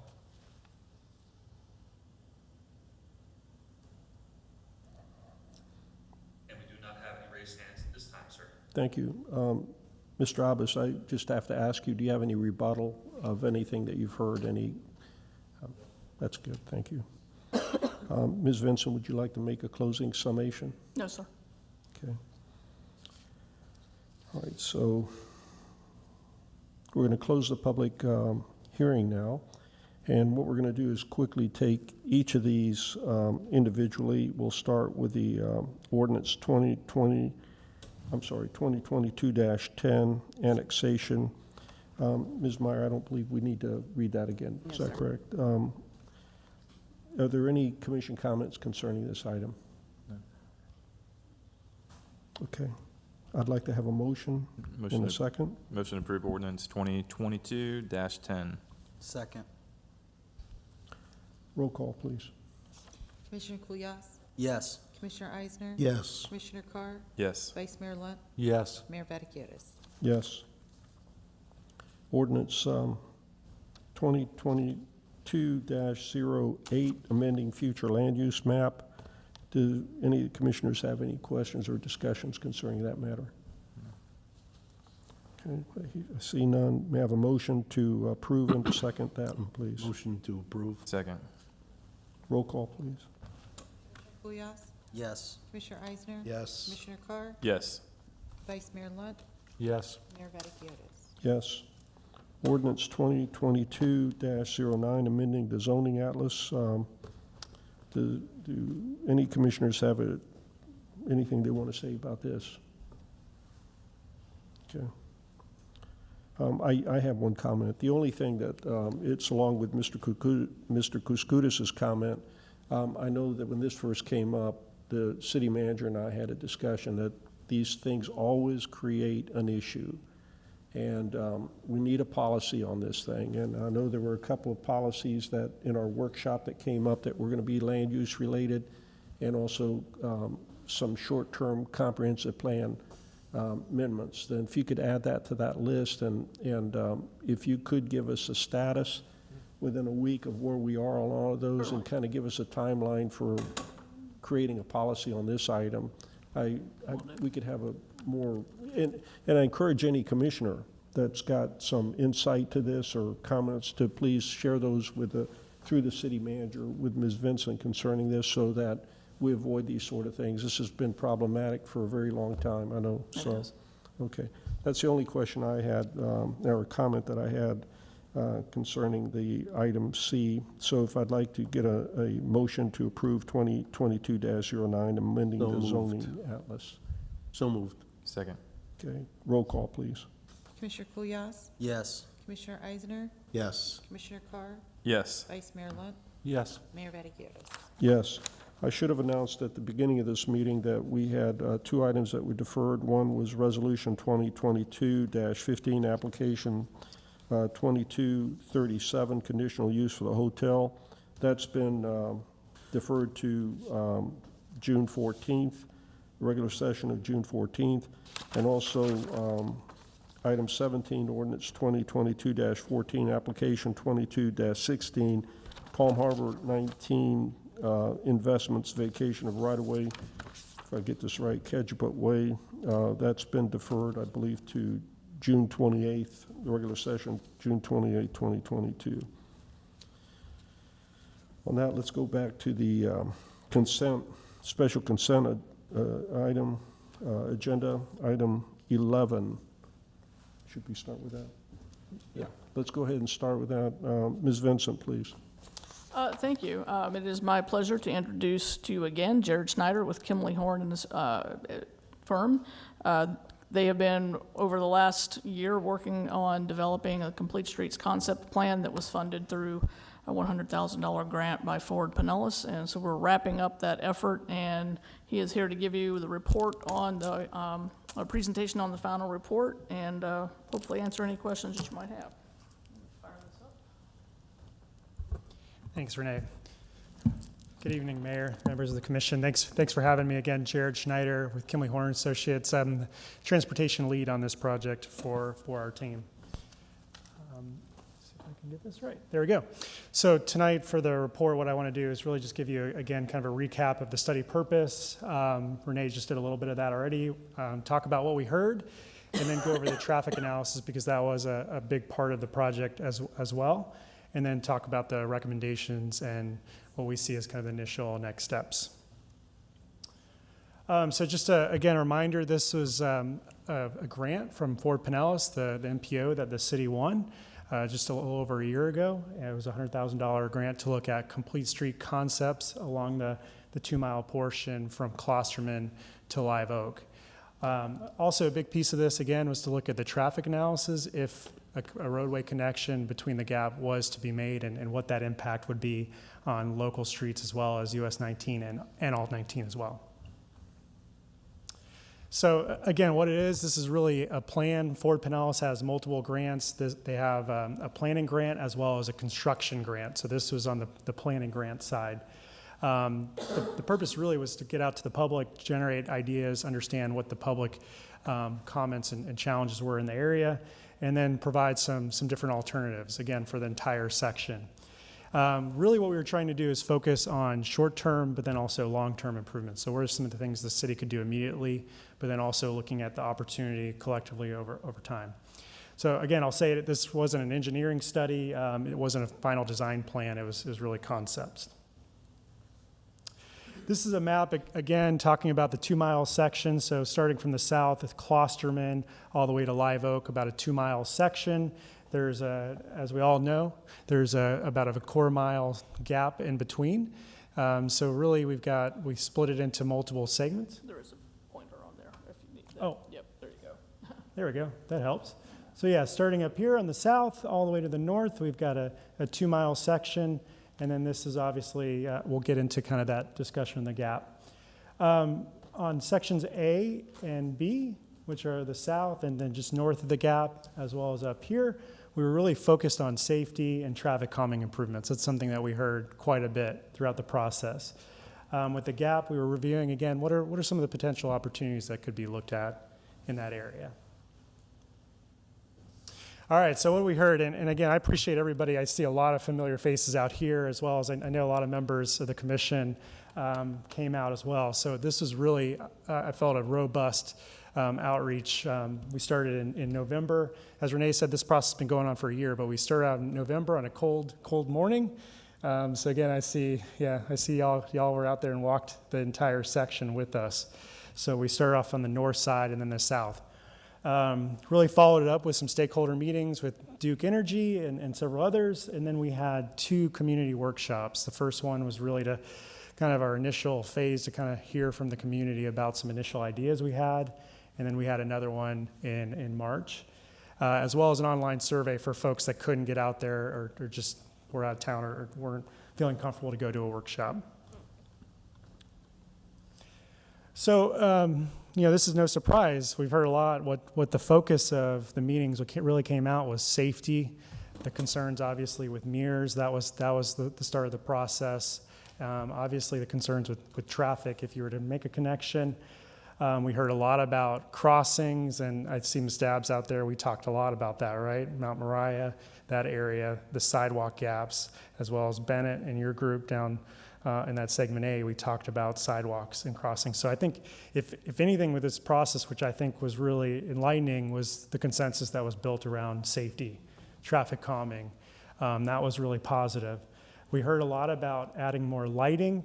And then obviously different views on the street connection. I think we can all agree that there's not a lot of agreement. There's some that are for a street connection, others that are not, and then we'll get into a little bit more where there was conversations about what should happen in that area. It's a public use, so what does that mean? And that's the last point, improving the maintenance, landscaping, debris. A lot of people talked about just the look and the feel, particularly around that Duke easement. So again, really, really thankful for everybody in the community that came out and spending your time and then doing that survey as well. So this slide really just focuses on the survey itself. We had 133 responses. And just to kind of highlight some of the main points, this will, again, kind of no news or nothing new here, but 64% of the respondents talked about sidewalks. We heard a little bit about that tonight. So very important. People felt like that should be an improvement, as well as the crossings. 66% talked about slowing speeds, and that was for the entire section, south of the gap, north of the gap. People talked about that. And then for the gap section itself, I just highlighted one item. 68% of people said, just for the survey, they really felt that they didn't like the no-build scenario. We gave them several scenarios, a no-build, and I'll get into this some more, the trail and the street connection. So 68% of people just for the survey said that they wanted to see something done because it is a public use. Now that could change for the public meetings and the workshops. There was a little bit of different tilt, right? The folks that live along the corridor, not as favorable. I will say also out of the 133 that took the survey, 60 to 70% were a couple blocks off of the corridor itself. So they were in the city, but it was more of a citywide kind of tilt. But still 30, 40% were along the corridor or close to it. So to highlight real quickly from a higher level, the traffic analysis, we did a robust transportation modeling. It's not a crystal ball. We run this model, and it's just one tool in the toolbox, and it kind of shows if we make this connection, what happens. And that was an important part of, I know, Mayor, we talked about this from the beginning. And really what we found is it's not going to fix all 19. We all know it's not going to fix the congestion. But what it does do is it decreases some of the volumes along all 19, and it does keep the growth of the volume on US 19 slower than what it has been in the past. So it's a little bit more steady growth. The added trips on Disson Avenue, in some sections, particularly the section from Klosterman to Mears, you could see anywhere from 2.5 times what you have today. And most of that is local trips that are spreading across the network. And this image kind of shows, as we all know, there's a lot of pass-through traffic now that goes to Curlew to Alt 19. There was a significant decrease from what we saw. And again, this is just running the transportation model, but a significant decrease on Curlew Place, Alt 19 again as well. And then, so really the trips they're local trips dispersing. Now, when we also ran the model, what we found is there's zero to, if not very minimal amount of regional trips. So we can kind of see what trips are coming from Pasco or further south or commuters. Very, very minimal. That being said, if you were to think about the street connection in the future, there's a crash on 19 or Alt 19. We call that non-recurring congestion. Could see there would be some cut-through traffic there. So again, if you take anything else, this is creating mobility, connectivity more for the citywide residents. Obviously, that has other impacts for people that live on Distant itself. Okay, so now I'm going to transition, get into kind of from a higher level, the improvements. So I'm talking about segments A, B, and C. Again, that's the entire section excluding the gap. So starting from Klosterman up to the north. Again, repeating here a little bit, but we talked about safety, getting those sidewalks down. So that was something that we identified as a near-term, immediate improvement. Crossings and intersections. We talked about the Cops for Kids, right? Ms. Dabbs, so that came up. And then I am happy to say the city's been doing some things already. You know, it takes time to get things done, but this is an example that when we started this process, and I think if we can say anything from a consensus, safety came up and the city responded. Now there's more work to do, right? But this is a positive. So here's just kind of I wanted to show you this. This is really just illustrative. So this is the section that's north of Klosterman, facing south. We get the rolling hills. And it feels nice to drive fast sometimes, right, on these kind of streets. So what our recommendations were is really to try to tame and slow this down. You could look at speed humps. And sometimes with emergency vehicles, you need to look at speed cushions, which allow areas for the emergency vehicles to get through. And this is, again, really just one tool in the toolbox. The other thing that doesn't get talked enough about is low-lying landscaping. I know it's been talked about in the past in this area, but you can install landscaping that's lower-lying, and it starts to create that edge and the friction. So, again, just one tool in the toolbox, but we thought put in some traffic calming. The trail was something that came up as well. But that's really how to handle some of the speeds on the south side of the corridor. Here again is just another concept, something that we see throughout the country. Mainly the safety issues come at intersections. That's where you have a lot of conflict, a lot of turning movements. So this is an example where you could do a traffic circle with that trail. And then it's a little harder to see, but sometimes as simple as painting lines. That's something we're doing all over, where you can just start to paint the street and try to create that edge. But again, we're trying with friction on the edges to kind of slow people down. You know, it's like that tunnel effect. When you're driving down a street that's tighter, you just feel like, oh, I gotta slow down here. I don't have as much wide open space. And that's stuff that you can do pretty quickly. This is the north side, just north of the gap, so Mount Moriah area on the left. And so this is what it used to look like. And I know some of the sidewalks further south are coming in now. So that's fantastic. We had a recommendation to put sidewalks in, and the city's been talking about that, and city staff's been looking at that, and it's been done.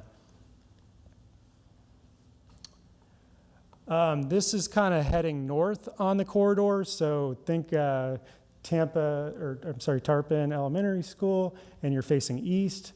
And so this is just one application we felt where you could do a raised intersection. Again, just illustrative. You got to be careful on raised intersections because of the drainage sometimes, but just another tool in the toolbox to slow speeds down, and it's safe for kids to cross the street. Another application sometimes we've applied is where you do raised crossings. And we also just tried to put a placemaking element. You'll be surprised what placemaking will do, where you have different color, and so you see kind of the intersections a little different color, and people feel like, okay, I got to slow down. There's something different. So now I'm going to kind of transition on the gap, what we talked about, because I know that was, a lot of the conversation. But again, I feel like everything we've talked about, there was wide consensus on all those issues. gap, not so much, right? So the opportunities we heard is keep it as is. Don't do anything, address flooding issues. I know the neighborhoods talked a lot about that. Some mentioned very favorable on the survey, filling the roadway gap, doing something, add a trail, and that wasn't as favorable. Add lighting, debris, and maintain landscaping. I think a lot of people had consensus on that issue. And it's one of the largest public space, not public, but it's one of the largest city-owned parcels in the city. So what could be done in the future? So we looked at, in this blue hashed area, we laid it out as what are some areas of investigation, or that's the area of investigation, and these three overarching alternatives. Now there's alternatives in each one, but we said the no-build, multi-use trail, or a roadway connection. And I'll say all three, the roadway connection, if that was to be entertained in the future, even looked at, it really would be we're not talking Belcher, we're not talking even the current distance. It would have to be a slower speed street with all of these traffic calming measures that I've just talked about, where you have deflection and it's a slower speed street. So those were kind of the alternatives we looked at. We don't have enough information at this point from an engineering perspective to say what's feasible and what's not feasible, but these were the overarching ideas and concepts that we developed. So for the next steps, again, I think really it's been a good community process. I think continuing to implement those near-term immediate improvements like the sidewalks, the safety improvements. The feds have just come out with a Safe Streets for All grant application. So I think continuing to work with Ford Pinellas and your partners, that's a $1 billion grant process, which while competitive, that's a lot of funding for just safety-specific projects that's out there now. So continuing to do what you're doing. And I think for that area, the gap, continue, we don't know enough, but if it was to look at it to more evaluate the feasibility is it from an engineering and environmental studies standpoint, is it stormwater, is it recreational, what does that gap look like, or what could that be used in the future? So I know it went pretty quickly, but that's really kind of where we're at. And again, I really appreciate the city staff working with them and the community itself. I think it's been a really good process, and looking forward to taking any questions you might have. Thanks. Before we go to public comments, I know we started on this about a year ago. Is that correct? That's correct. And I wanted to commend you of surviving that process.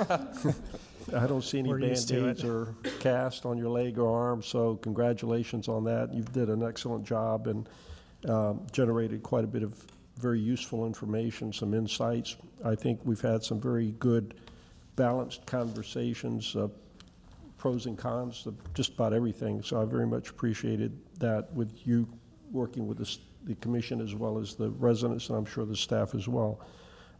Let's go to public comments concerning this matter. Ms. Vincent, did you have anything to add? I should ask you that. Okay. Public comments, please. Thank you, Mayor. My name is Bennett Krause. I'm the president of the Woods of Anderson Park Homeowners Association. I'm also here tonight representing the Condominium Association as well. We're a community of roughly 300 homes. The distant road, the beginning of the gap, is our back gate. That's how we get in and out. So to the mayor, the vice mayor, and the commissioners, thank you so much for letting us speak tonight, have this hearing. And Jared, and to your team, you listened. Quite obviously you listened on what our concerns were, so we can't thank you enough for that. Safety, safety, safety was the theme of this entire 66-page document. So the Woods of Anderson Park community would encourage you to take this data, make an informed decision, but we feel, the Woods of Anderson Park feel, that it's time to put this issue to bed. It's time to table this thing, spend that bucket of money you got on the flooding that I see all throughout the city of Tarpon Springs, and to keep in mind that there are many projects that we can support, we can work with, but for tonight, on the record, we have to be against anything going through the gap. We are encouraged by the results of this document, that safety, sidewalks, lighting. There's no sidewalks on the west side. People cannot cross. We had one of our residents in a wheelchair that day could literally not get out of the street. The pitch on the sidewalks She got stuck, I think, 4 times trying to cross a street to get out of the street. So to hear that the traffic count, if it goes through, is going to increase dramatically during those accidents on 19, vice versa, is a huge problem for us. So, again, our wish is that we leave this alone, spend the money on things that are more important like flooding, and take care of the safety issues that's been identified in this document. And I thank you so much for your time. Great, thank you, Mr. Kraus.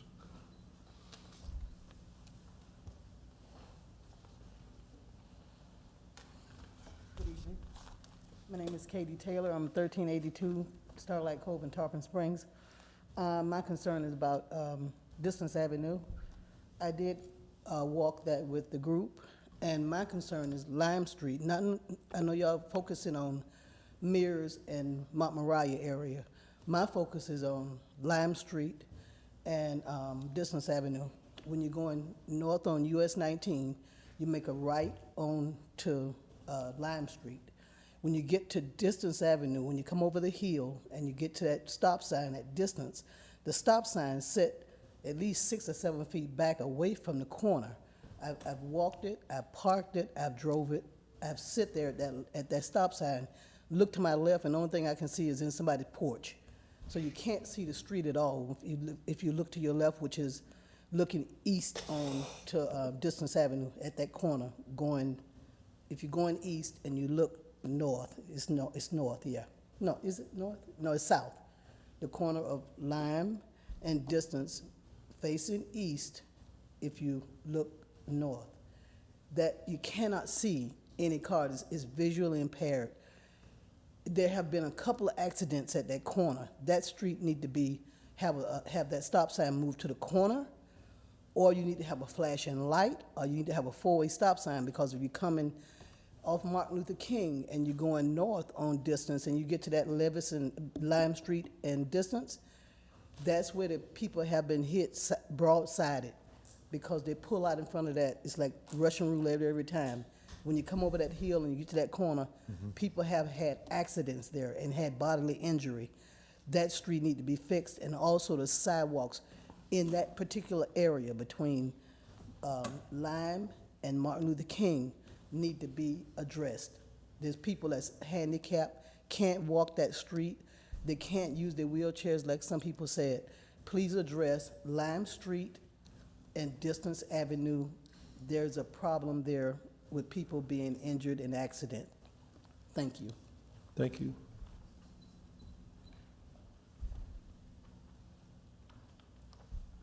Maggie Miles, 433 East Boyer Street, Tarpon Springs. I also own the property at 518 South Distant, which is on the corner of MLK and Distant Avenue. The gap is something that is 20-plus years overdue as far as being a thoroughfare. We need another north-south corridor in Tarpon Springs. If you travel that road, like I do, weekly, going to Clearwater, downtown Clearwater, there is no other alternate route. If there's an accident on US 19, they try to divert everybody to a 2-lane. If it's an accident on US 19, they try to divert everybody to alternate 19, which is only 2 lanes and not able to accommodate the traffic that we have from Pasco coming north and south. It is a bear when that happens. We would have another north-south corridor in case of an emergency. The fire department alluded at one of the meetings that it would save them a lot of time if they could just go down Distant instead of having to go to US 19 and come all the way around. Now, when they did the Belcher Road extension, that's when this should have been taken care of. So I'm talking 20-plus years ago. It didn't happen. It is well overdue. We need another north-south corridor. It would save us a whole lot of time. You're coming all the way from Clearwater, you get to Closterman, you gotta go north to south. When you could just go straight down Distant and be right in your neighborhood in a matter of minutes. But you gotta go and fight all the traffic on US 19 just to get to Tarpon. We need that gap to be open. Thank you. Thank you.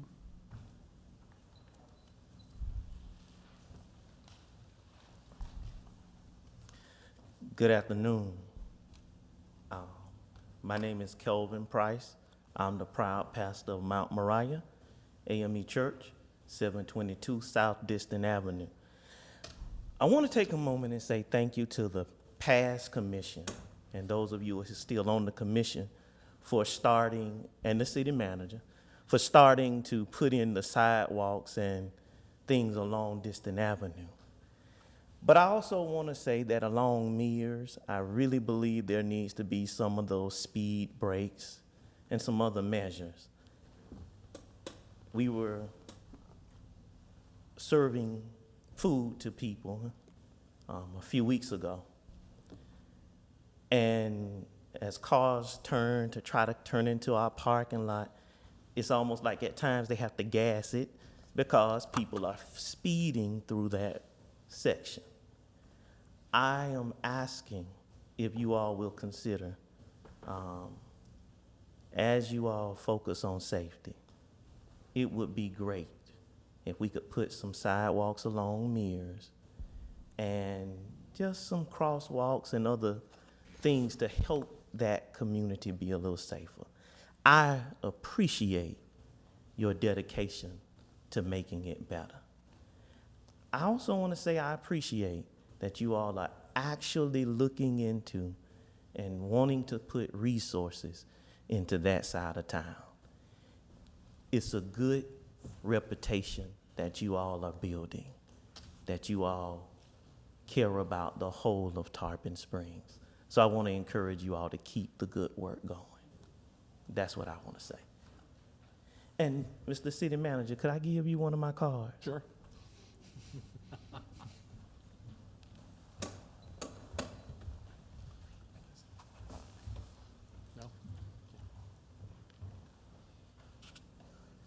Mr. Geddes.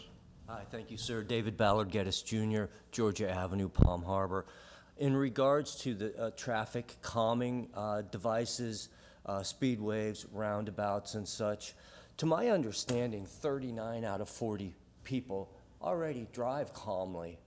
So in a sense, putting in those devices would be to spend taxpayers' money to encompass 1 out of every 40 people who don't seem to want to abide by general driving practices, punishing the other 39 in this infrastructure.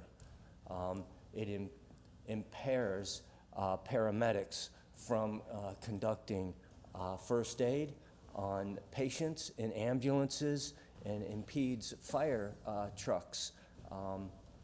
For example, on alternate 19, they wanted to put a roundabout down in front of Bill's Supergas in Palm Harbor there. The fire commissioner opposed it based on its location next to a gas pump and as well as impeding traffic on alternate US Highway 19 as people intended to go 40 miles an hour on that road now would be slowed down to 15. It's a congestion problem. It's not really a calming device as much as it is a congestion problem and a tax burden.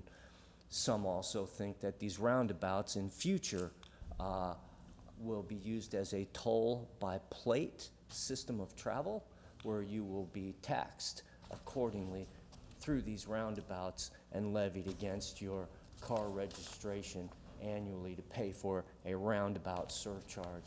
Thank you. Thank you, Mr. Geddes. On public comments, you'll only have one opportunity to state your comments. Thank you. Mike Kuskuda, 623 East Tarpon Avenue.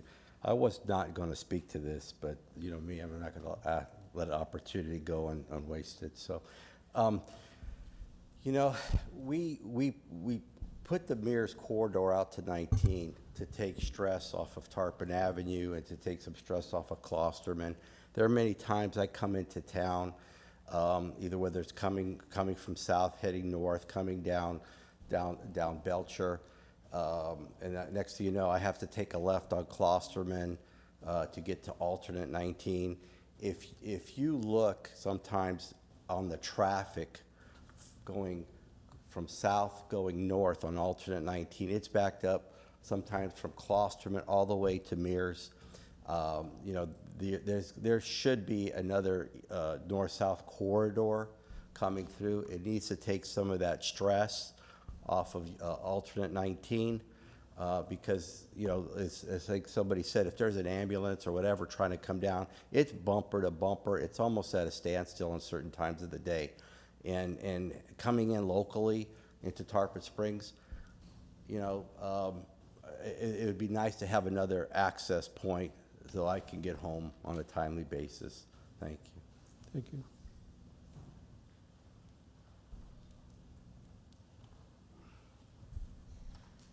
Anita Prost, 91 Bayshore Drive in Tarpon Springs.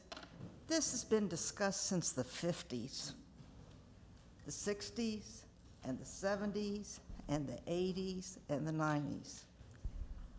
Our purpose, when we are elected officials, is to prepare our community for the future and take care of our community for the future.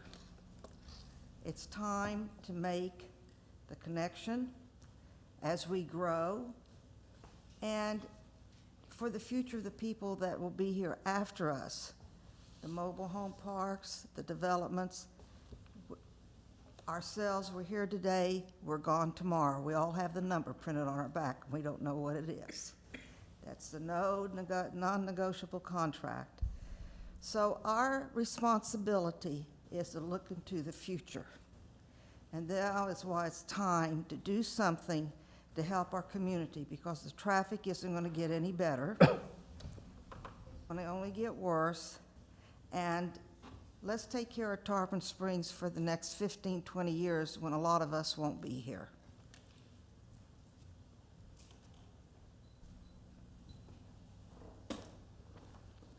Hello, my name is Max Sperka. I live at 1690 Citrine Trail, but I represent a lot of people in the segment A or C area, I believe. And I just wanted to say that, yeah, this connection is, you know, going to benefit a lot of people.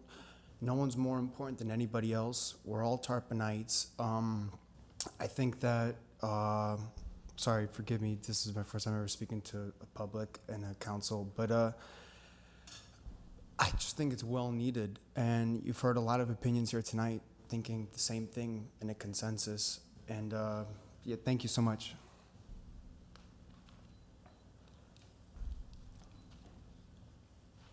Good evening, my name is Cliff Thompson. I live at the 39820 US 19 North, Stonehenge.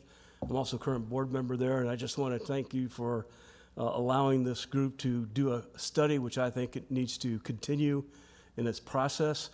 Stonehenge is very encouraged by what's going on there, and we also strongly encourage additional north-south trafficking and also for the completion of the Mango Street eventually. Hope that gets done very soon. Thank you for your time. Thank you.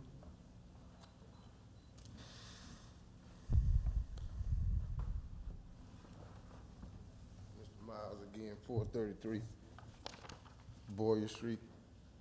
I got one question. This gentleman spoke for me, but if this lady's been in Tarpon Springs 70 plus years, why should she still listen to something in the 50s and it's 2022? Tell me what y'all do. 19 used to be a 2-lane road. It ain't no more. Why you widen that? You widen it because cars picked up traffic. You got a corridor that's been like that, the lady say, for over 50 years, since the 50s, and y'all still can't figure that out? Because y'all don't sit in that traffic trying to get home at 2 o'clock in the afternoon, and just to get from Klosterman Road to the Sponge Docks, it'll take you 3 hours. That sound reasonable to any one of y'all? Because it don't to me. When you can open that road up, I live on Distant Avenue. It'll take me 5 minutes, where if I have to go the route y'all want us to go, it'll take me an hour. For 3 blocks, it'll take me an hour. I just want to understand what the problem is, that if y'all trying to represent our tax dollars, I understand they want their neighbor. Why did y'all open up Mears? What was the sense in opening up Mears Boulevard? Can one of y'all tell me why y'all extended that out to 19? City manager, you've been here the longest, right? Why did alternate 19 become a come-through to get to 19 on Mears Boulevard? Why did they do that?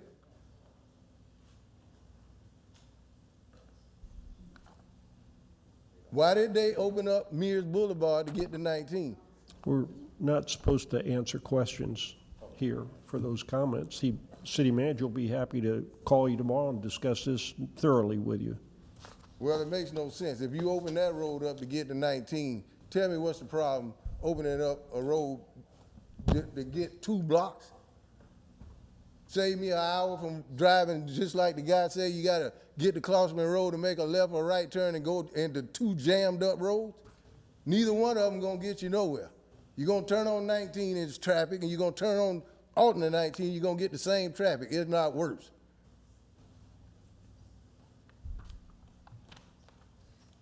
Are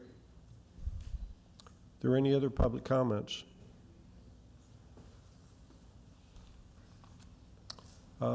Mr. Jump, are there any Zoom comments or telephonic comments to be made on this matter? If anyone would like to speak on this item, please raise your hand and you'll be allowed to talk.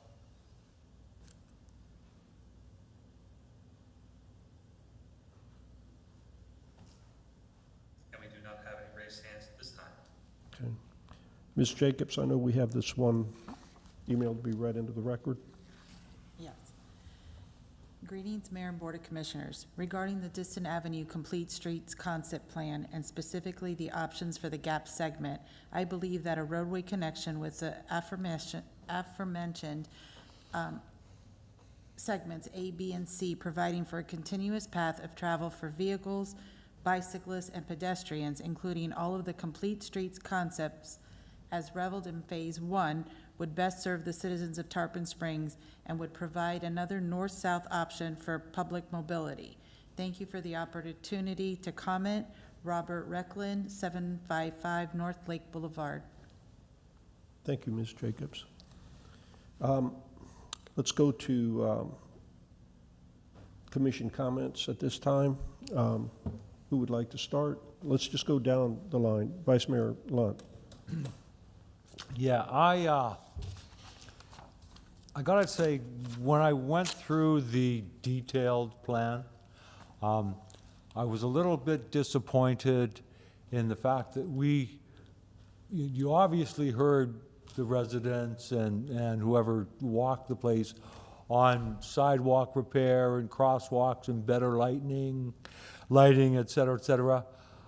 Unfortunately, I was looking at the plan and it's like, you got to Lemon Street and forgot it.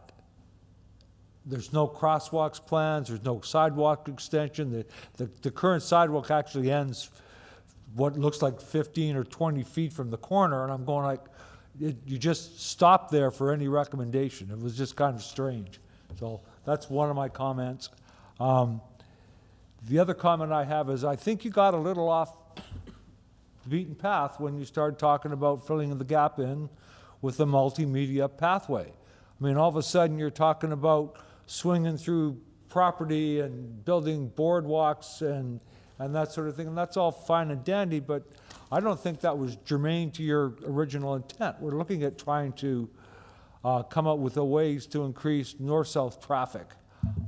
So along those lines, I also feel that you short-shrifted, when you started talking about multimedia, you short-shrifted the fact that safety is a big concern, especially for our fire and police department.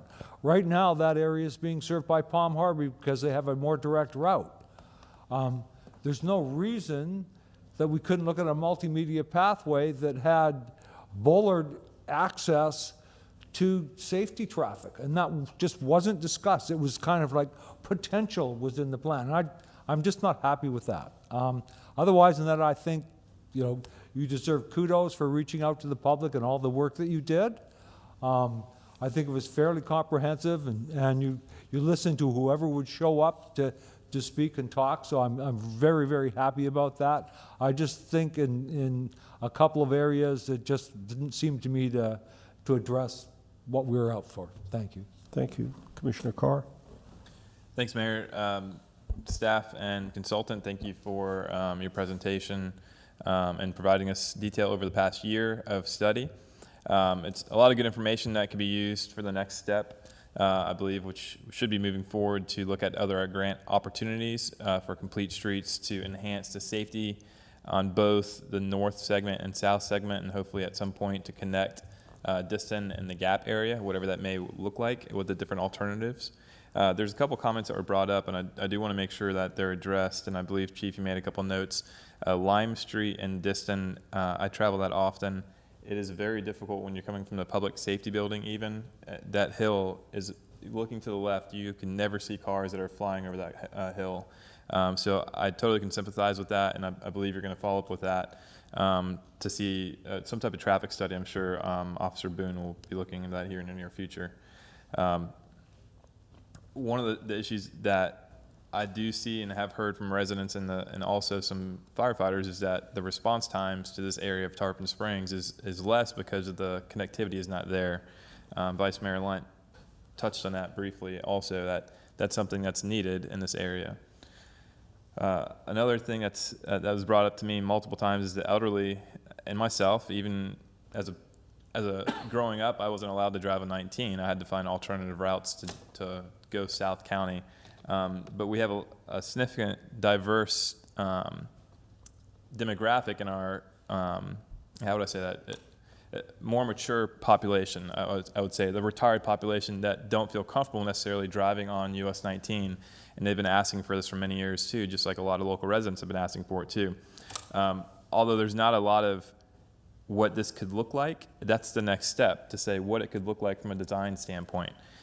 Forward Pinellas has grants in place to where they could pay for this, and the consultant said there's even a federal grant available where the city of Tarpon Springs didn't have put hardly any money out for this to see what these could look like from a complete street standpoint, and also could help us with other street areas for safety as well too, because we have very little bike paths through our city, and that's really a big dangerous and a big concern, I think, across the board.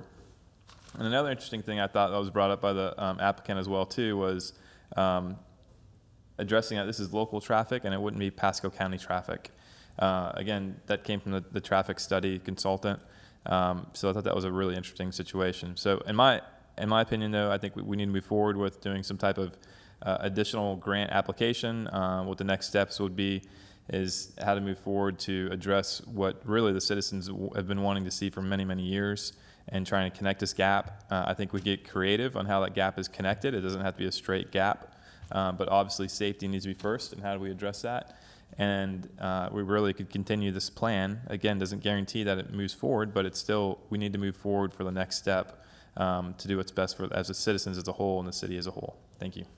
Thank you. Commissioner Eisner. Thank you, Mayor. Thank you, staff. Thank you, consultant. I've looked at this numerous times, and the real traffic is north and south on 19. That's predominantly all of the traffic. When 19 gets backed up, all of the extra traffic goes on to Alt 19. But Alt 19 just splits up the amount of traffic, because then where it meets together in Pasco County, it becomes just a total mess again.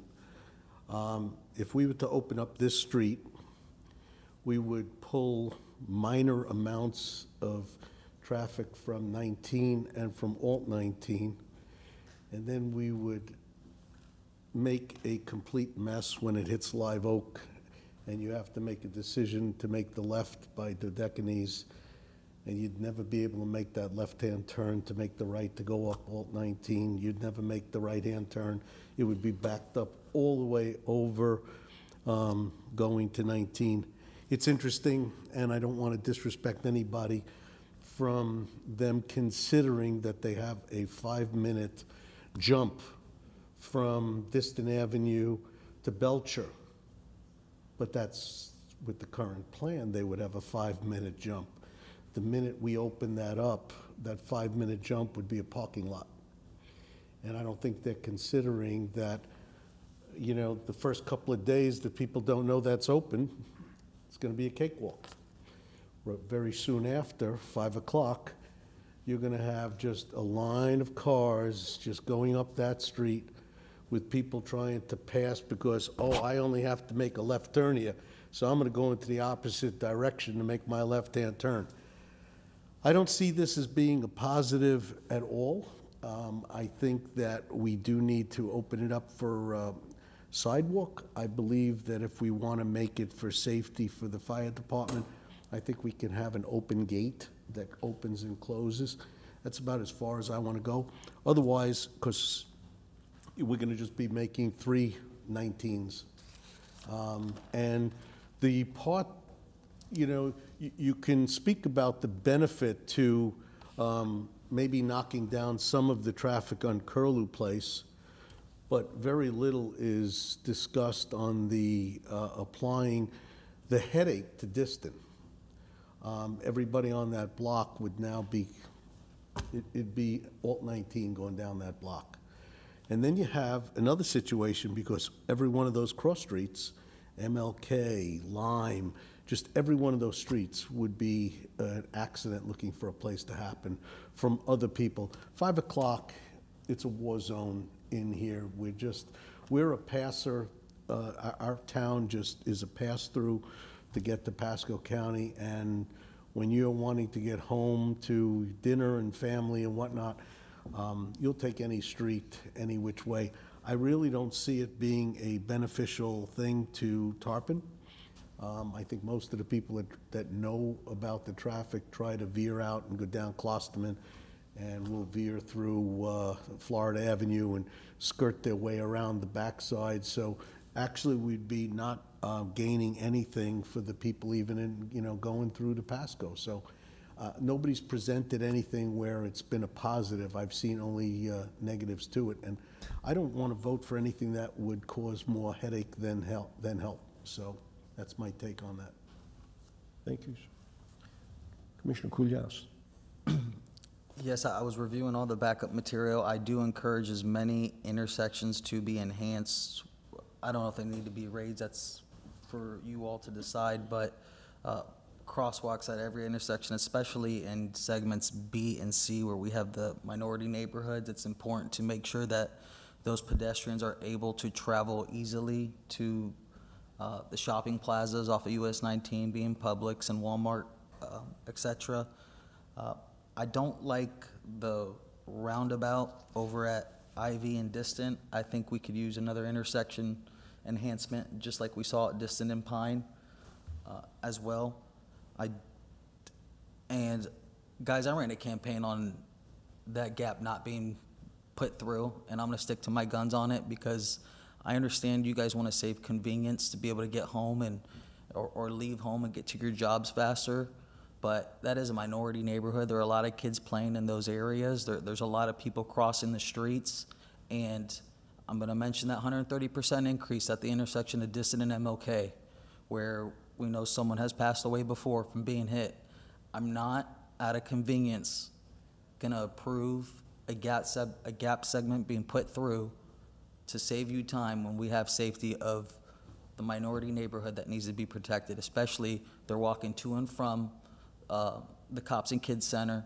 There's all those neighborhoods. There's a lot more pedestrian traffic over there than not. And before we do decide to have the gap put through, we need to make sure the infrastructure and the walkability up and down Distant is taken care of, addressed. These are old town roads and neighborhoods, and they need to be taken care of first before we decide to push that road through, because at the end of the day, you know, we've heard some statements 3 hours to go through Tarpon. That I don't see the case with that. I see about 20 to 30 minutes max in rush hour traffic, and everything else I like enhancing Distant, but pushing that gap through is not something that I'm going to support. And there have been talks about alternate 19 being widened up to 2 lanes on both sides. Well, that's going to make it harder when it's rush hour traffic to open up a gap for emergency vehicles to go to and from the neighborhood. Right now it's a one lane going north and south on both sides, but there's enough space where the vehicles can actually move to the side for emergency vehicles to get to the hospital. So I'm not going to support the gap. I said it before. Most of the people up here ran for office said that too, and I would rather take our time taking care of our infrastructure over there in the minority section before I allow that gap to come through. Thank you. Okay. The item tonight was just to accept the results of the presentation and perhaps provide a little guidance of how we should move ahead. It's not to make a decision of whether we're going to put a road through the gap or any of that. The gap is just one aspect of this study. The improvements or safety improvements are a big part of this. And then also the multimodal path is another one. You know, it's real easy to get wrapped up politically in all of this. Things that have been done since the 50s. We've talked about, you know, I can give you hundreds of things in Tarpon that have been talked about since the 50s, and they still aren't done. You know, we had 5,000 people in town in the 50s. We've got 25,000 now. And some things aren't any different in the 50s than they are now.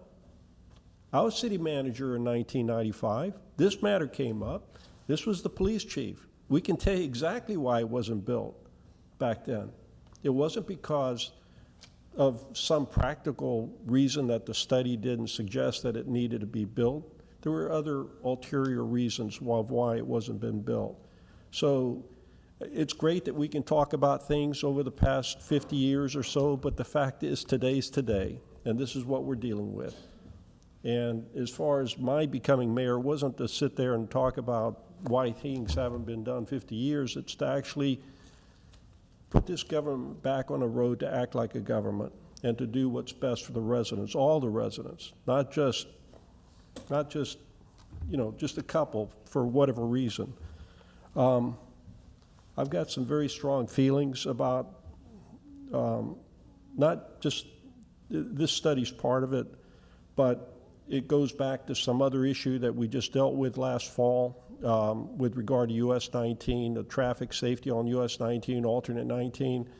I am so angry with our Florida Department of Transportation that they continually rely on our city, us, municipalities, to solve their problems for them.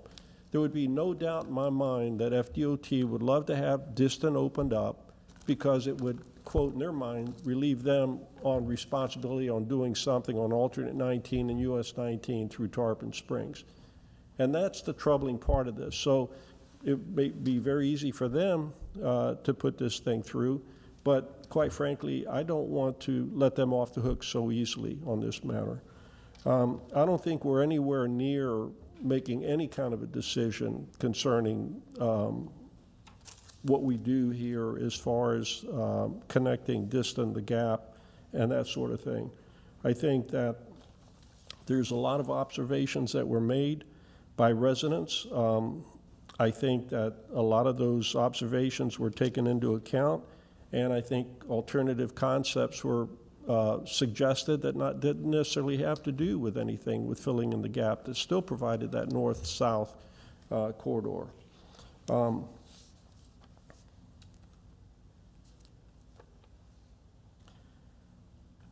The one thing that Kimley Horn, which is our consultant, Mr. Snyder, brought out, that there's not been an engineering study. When I talked to him, we don't even know if you can build a road across the gap.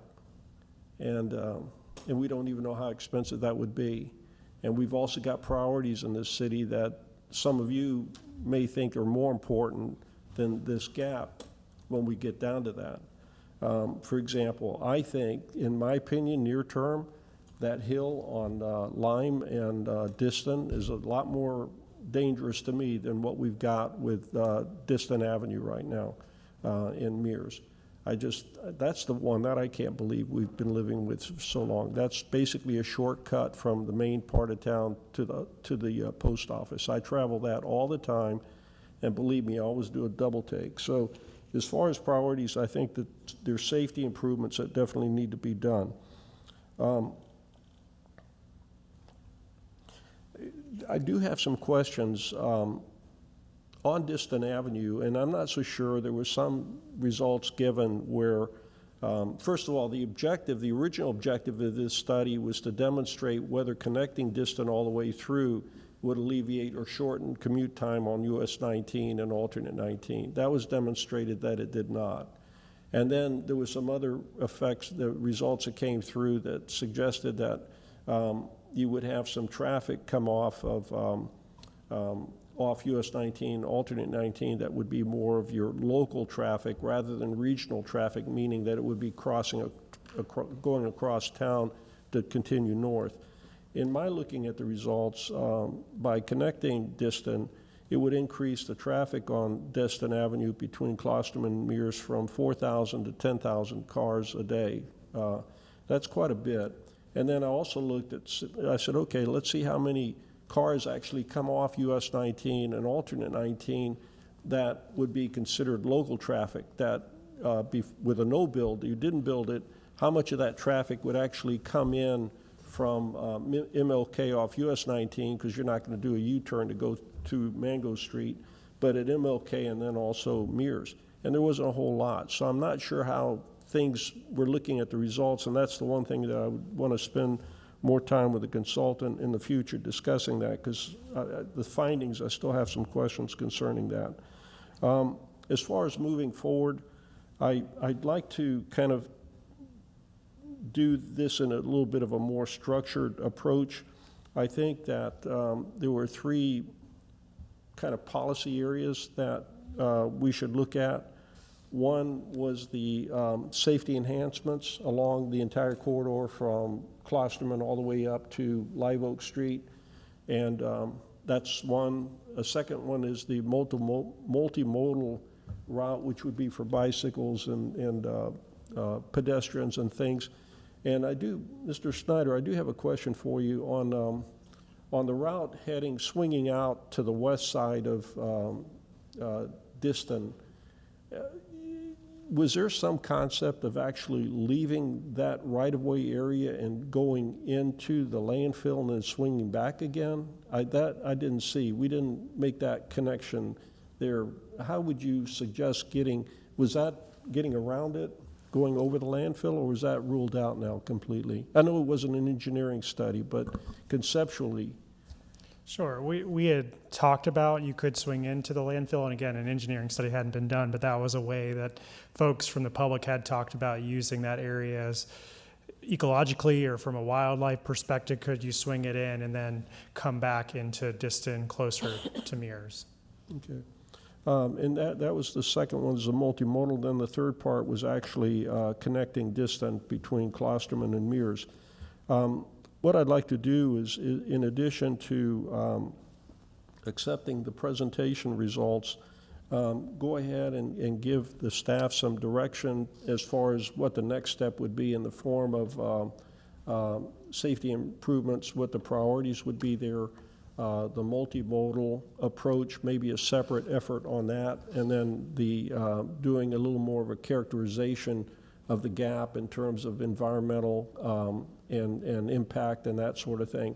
The one thing, Mr. Snyder, just as a former engineer, that gap could actually become a retention pond for something that we do off that main right-of-way. That could be we haven't looked at that either. Exactly. It could be stormwater. So there's some other alternatives that could be done there as well to swing out whatever we do over the landfill, recognizing there's some challenges there for heavier vehicles. But that's where I'd like to leave it this evening, and maybe the staff come back and for some future grant, pursue some future grants. I know Ford Pinellas, I believe, is still eager to work with us in that regard. Is that correct? Okay. Yes, that's correct. Yeah. Ms. Vincent, do you have any ideas in that regard? Anything that you would like to see as far as the commission moving forward from a practical perspective to make your life a little easier? I think clearly, as a city, focusing on the safety improvements that we can do, quickly, maybe prioritizing those a little bit more, working with public works and with project admin. do some of those maybe need some additional studies that maybe don't, or design that don't cost a lot of money? So I think if we had a prioritized list of the safety improvements, would be good. We can start looking at other grant opportunities for actual construction of those if we don't have city funds.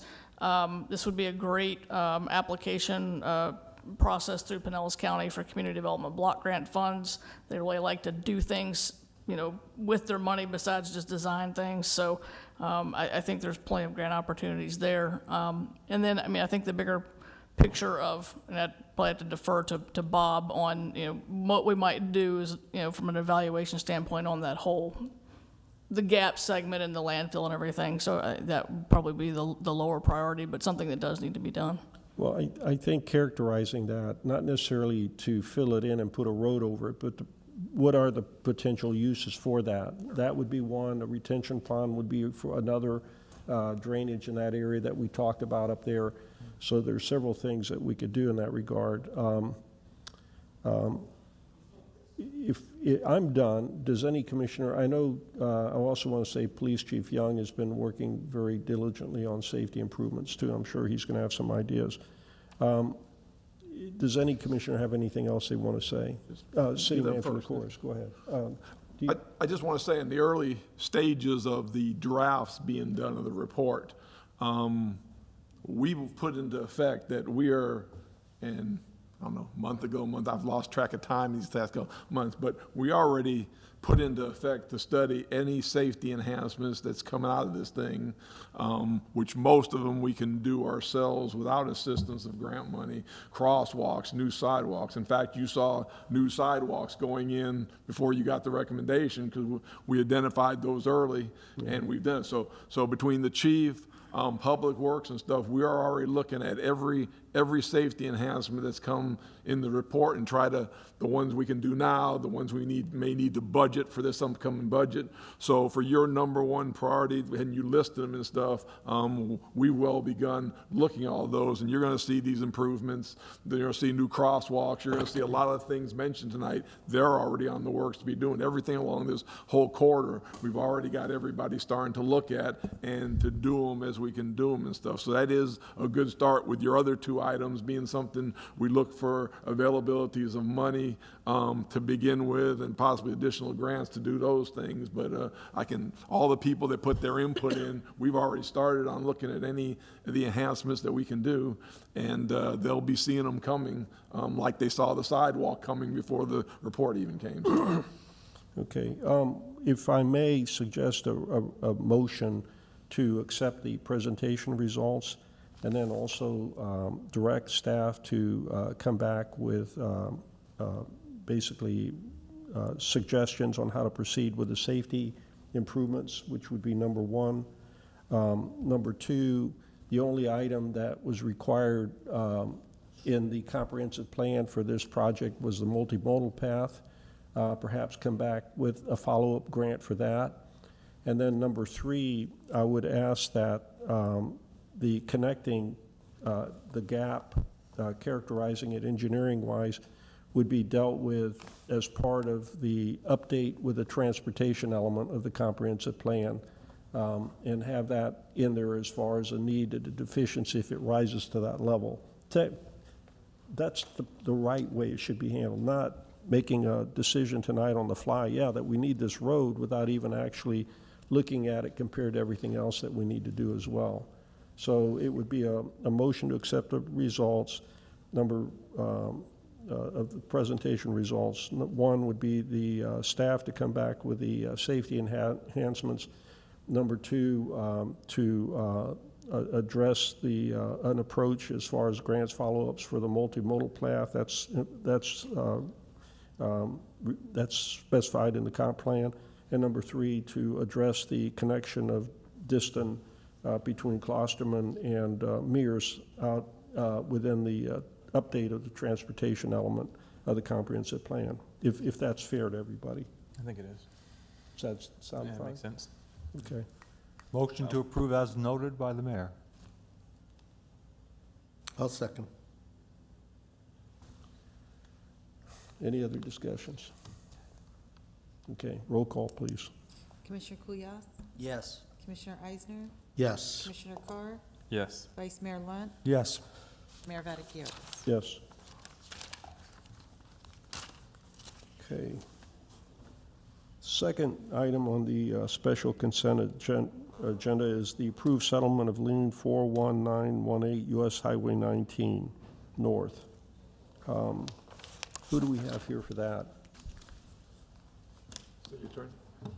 Okay, go ahead, Ms. Meyer. Yes, Mr. Trask sent a memo giving you the background and the information regarding this, but this is a release of a code enforcement board lien. The property has came into compliance in July 24th of 2020. As of April 29th, 2022, the lien had totaled $65,170.27. The negotiations between Mr. Trask and the representative for the property, they have agreed to pay $20,000 to get a release of that lien, and he is recommending that you accept that. Thank you. Are there any public comments concerning that matter, this matter?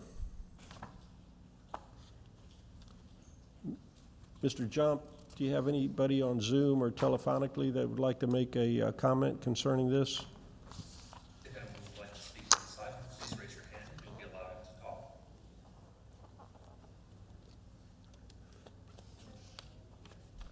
And we do not have any raised hands at this time, sir. Thank you. Any of the commissioners have a comment to make on this? I've got a quick comment. Commissioner Carr. Thank you.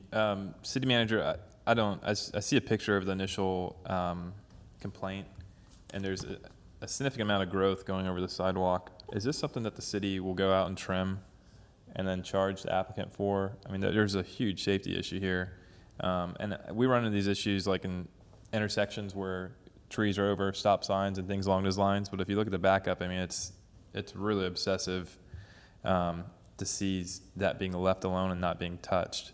So if you may not know this answer for this one, but I would ask that you follow up with and get. Well, we maybe an would, answer but to. isn't that a picture of why they got the violation? 100%, but that doesn't eliminate the safety aspect of it. And they said they never received did they even address it over the past 4 years? It also is a question too, right? So I'm saying if there's a dangerous situation, does the city staff go out and Yes, address it? that's why we have the abatement program that we Okay. set up to do that. That's and what I then make charge sure. them. Yeah, Okay. yes. All right. We Thank still you. have the code enforcement abatement program.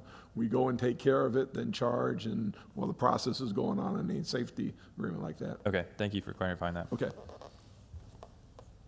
Any other? Yes, hold on. Vice Mayor Lunt, go ahead. I'm sorry. Yeah, so I'm sorry. No, go ahead. So the question would be is, why in this case didn't we do that? I mean, I saw the pictures as well in the backup. I happen to know the family involved, and, you know, there was a rather long letter as to why this wasn't attended to from paying the fine or and relieving the lien sort of thing. But there was not much to address the fact that this was really overgrown, and if we have as Commissioner Carr mentioned, it looked like a safety concern. If we have a concern where it so egregiously violates the capacity of the sidewalk and the safety of the adjacent streets, why don't we just do that? I mean, isn't the intent of our ordinances for compliance rather than penalty? So doing that, having our staff doing that, or even if we have to go out and hire some other company to do that work for us and pass those charges on to them, it seems to me a more adequate way of solving these kind of issues than letting this go on for what seems to be an awfully long period of time. Also, I guess, further to that, we're now in a position where we're negotiating a rather large fine base down with a deceased estate. I don't like to be put in that position. I don't like it at all, and I'm inclined to reduce it to 0 because it's a deceased estate. And we're not dealing with the person anymore. We're dealing with a second party that apparently hasn't been involved or has been involved in her financial affairs for some time, but has not been involved with this particular financial affair. So anyway, that's where I sit. Ms. Meyer, do you actually have the breakdown of the cost? Go ahead. Is there anything else, Vice Mayor Lunt? No, Commissioner Carr? I'm sorry, Commissioner Reisner. I'll Look remember alike. that. Sorry, I apologize. My question is, whenever we get these code enforcement negotiations, why does it not come with the breakdown of how much of this was actual water versus how much of it was penalties? How much of the, I mean, I don't even want to ask about the cutting of these bushes here. That should have been done. Oh my God, you can't get down the street. But how much of this was the code enforcement sending out letters? How much was, you know, all the expenses that we incurred, the salaries of everybody that was involved? Because I mean, to go from $177,000 to $5,000, it makes no sense. And I sit there and I've heard this, you know, 100 times on the code enforcement where we negotiated these things down. So they become just figures that we throw out there. It's 200,000, it's 30,000, it's 50,000, and yet we're negotiating down. I mean, we should negotiate down, but we shouldn't be taking a loss.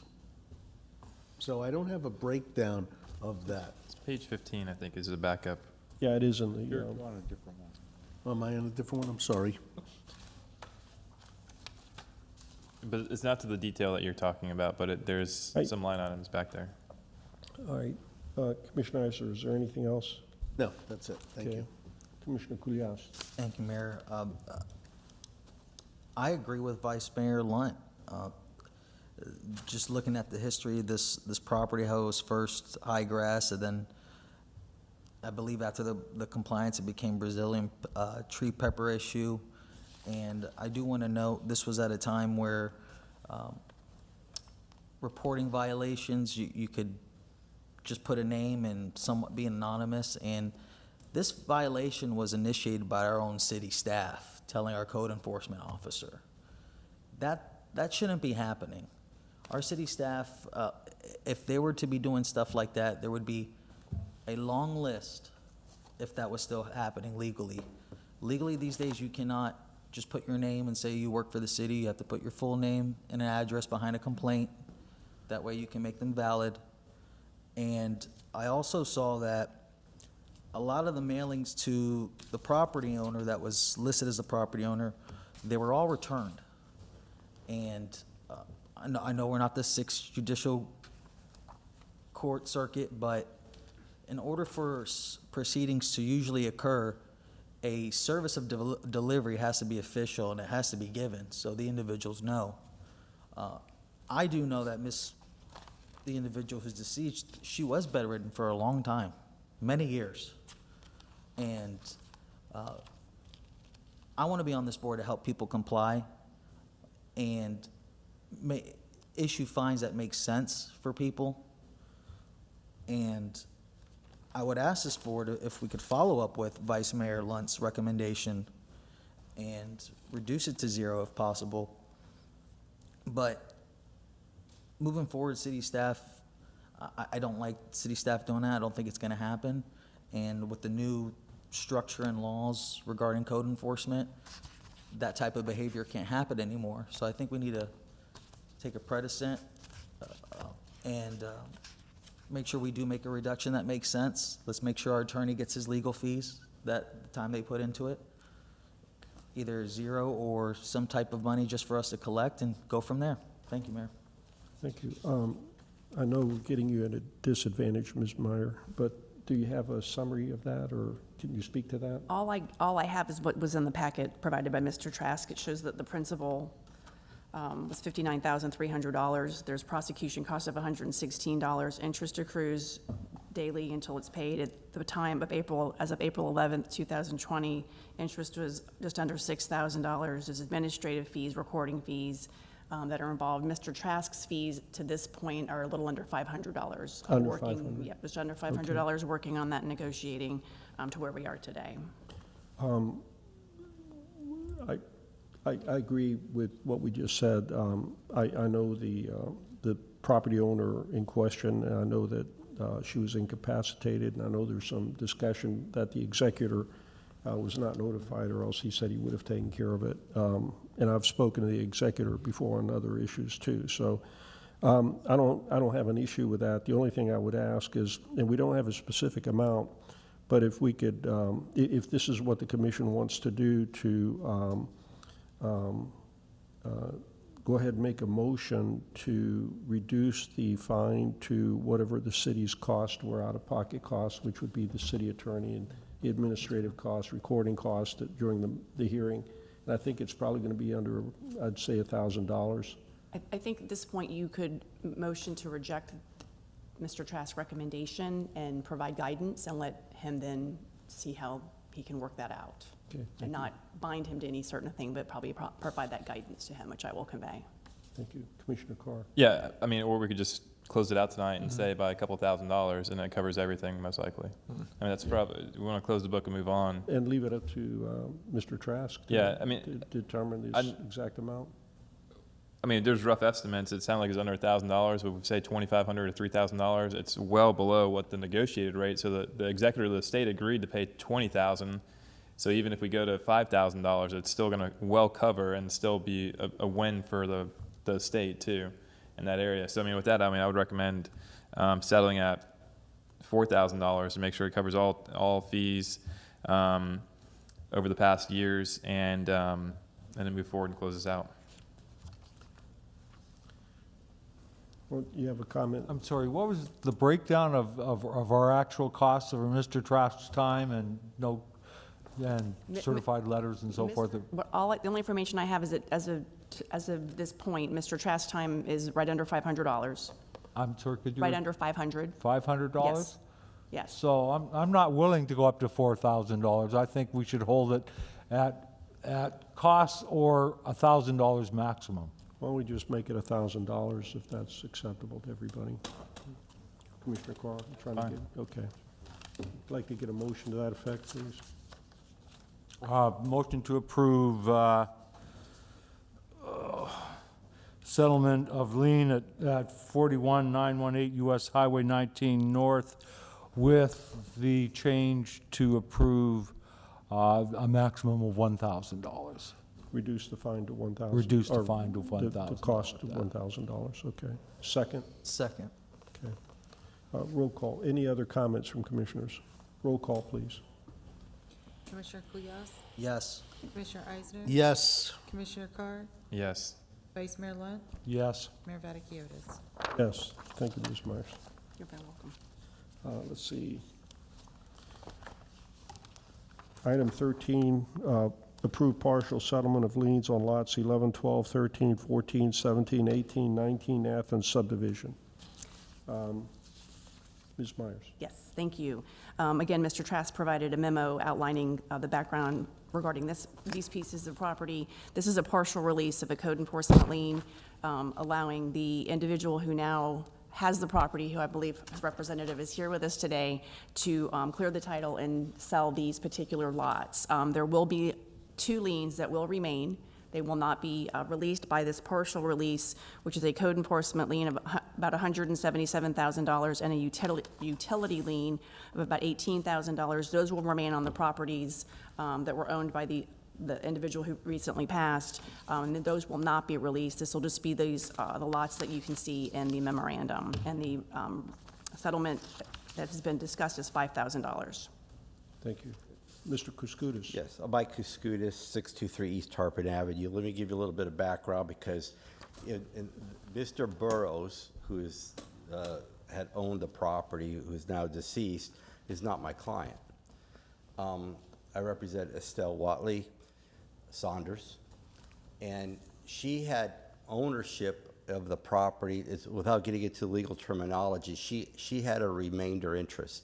So which means her even though she owned an interest, her interest did not come into being until Mr. Burrows died. She had control of these particular lots, and that's why you will note that those code enforcement liens were not attached to these lots, because she had she had ownership. She had control of those lots. So they weren't necessarily, so Mr. Burrows owned these other properties, and I think under the city ordinance, if you've got a code enforcement lien on one property, it impacts all your property. And so we didn't know about these liens because, quite frankly, my client doesn't get Mr. Burrows' mail. And the properties that those liens were on were not, had nothing to do with my client. So we actually have a contract to sell a few of the lots to somebody who I think who wants to build a residence, and we didn't know about these liens until the title work was done. And I want to thank city manager recognizing the problem and the city attorney.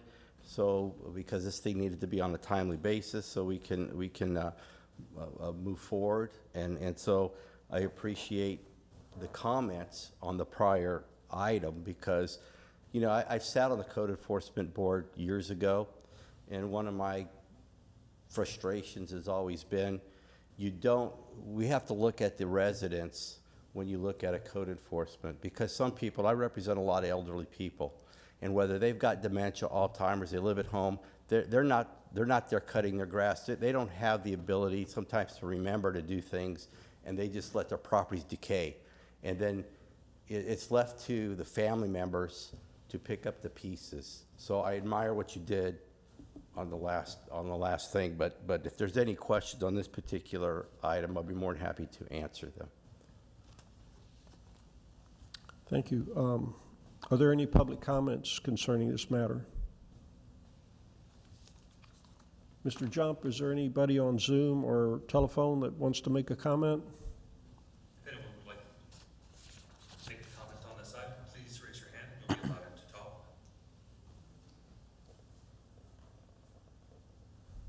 And we do not have any raised hands at this time, sir. Thank you. Do any commissioners have any comments? Vice Mayor Loder. Okay, so I understand the remainder man thing and what they were involved in, and it all makes perfect sense. That's actually not my comment on this particular part of this item. My comment is that he's correct in the fact that the liens go over to Mr. Burrows' other non-homesteaded properties. Now, I took a look at what Mr. Burrows' other properties were. They don't assess to half the value of the lien. So what do we do in that case? And unless I'm missing some, which I don't believe I am, his whole valuation would come out to less than $80,000. So what do we do in this case? So we're relieving property because of the remainder man thing, which I actually think is a fair thing to do if they weren't aware of this ongoing fine stuff. But then we're putting liens that on other properties that are so far in advance of what the properties are actually worth that it seems to be ludicrous. So do we know of any other properties other than 514 Diston and 715 Diston that Mr. Burrows has control of or whatever that aren't homesteaded? Ms. Myers, I'm going to give you a choice. Either you can answer it or maybe Mr. Kuskoudas can answer it. Mr. Kuskoudas probably knows more than I do. My understanding, that's the only two properties with the lien. Is that okay for him to address it? So I assume that's all that's correct. left. Because these lots 11 through 14, 17, 18, and 19 were under possession of Ms. Watley, she wasn't getting the mail because the legal title was Mr. Burrows. Yeah, I understand. And so I know of no other properties with Mr. Burrows because I'll just say he's not my client. He was not, and I understand the family is trying to make arrangements or trying to deal with the city or come to a conclusion with these properties because they're going to be handcuffed as well if they try to do something with these You're not properties. representing the Mr. Burrows' estate then, is that correct? I'm Okay. representing the remainder men. The people that we're talking about this evening Correct. for these lots? Correct. Okay. I don't know if this helps the board or not. Mr. Trask did provide information from February of 2022 when some other liens were released. It was Mr. Burrows' property, I believe his daughter was dealing with Mr. Trask, and so you did release some other liens that were on other properties. I don't know exactly how many properties he owns, and that may have been the ones you were looking at. But there were some other releases that occurred in early 2022. for $15,000.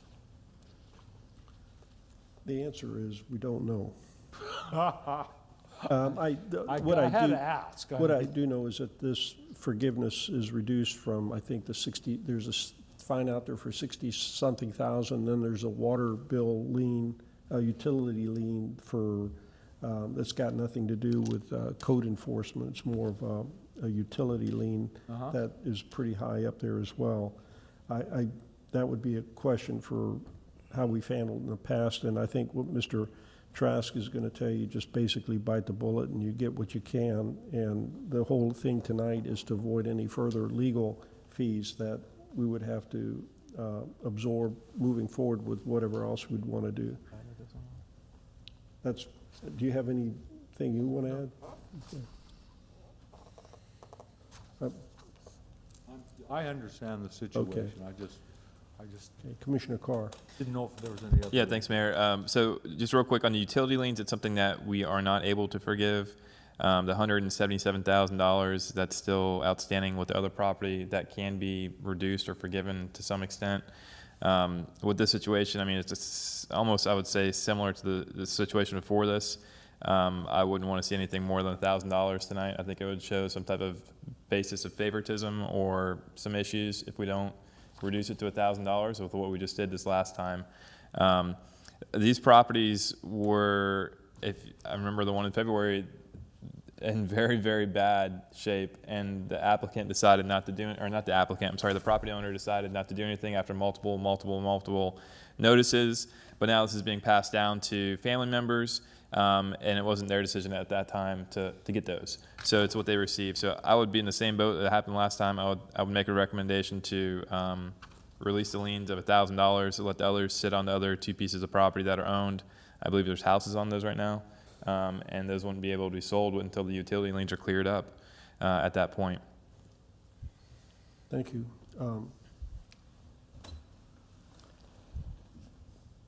Thank you. I misspoke last time because this is the one that I was questioning about how much is the water lien on. I considered that for 12. It really should have been for 13. So do we have any idea how much this water utility bill is for? Is it all penalties? Is it actually water usage? Do we have anything? Ms. Jacobs, can you shed a little light on that? I don't know a lot about it, but in the backup, it does say, so he must have got a payoff from my department. It's an $18,000 water lien, and I believe the lien was placed since 1994.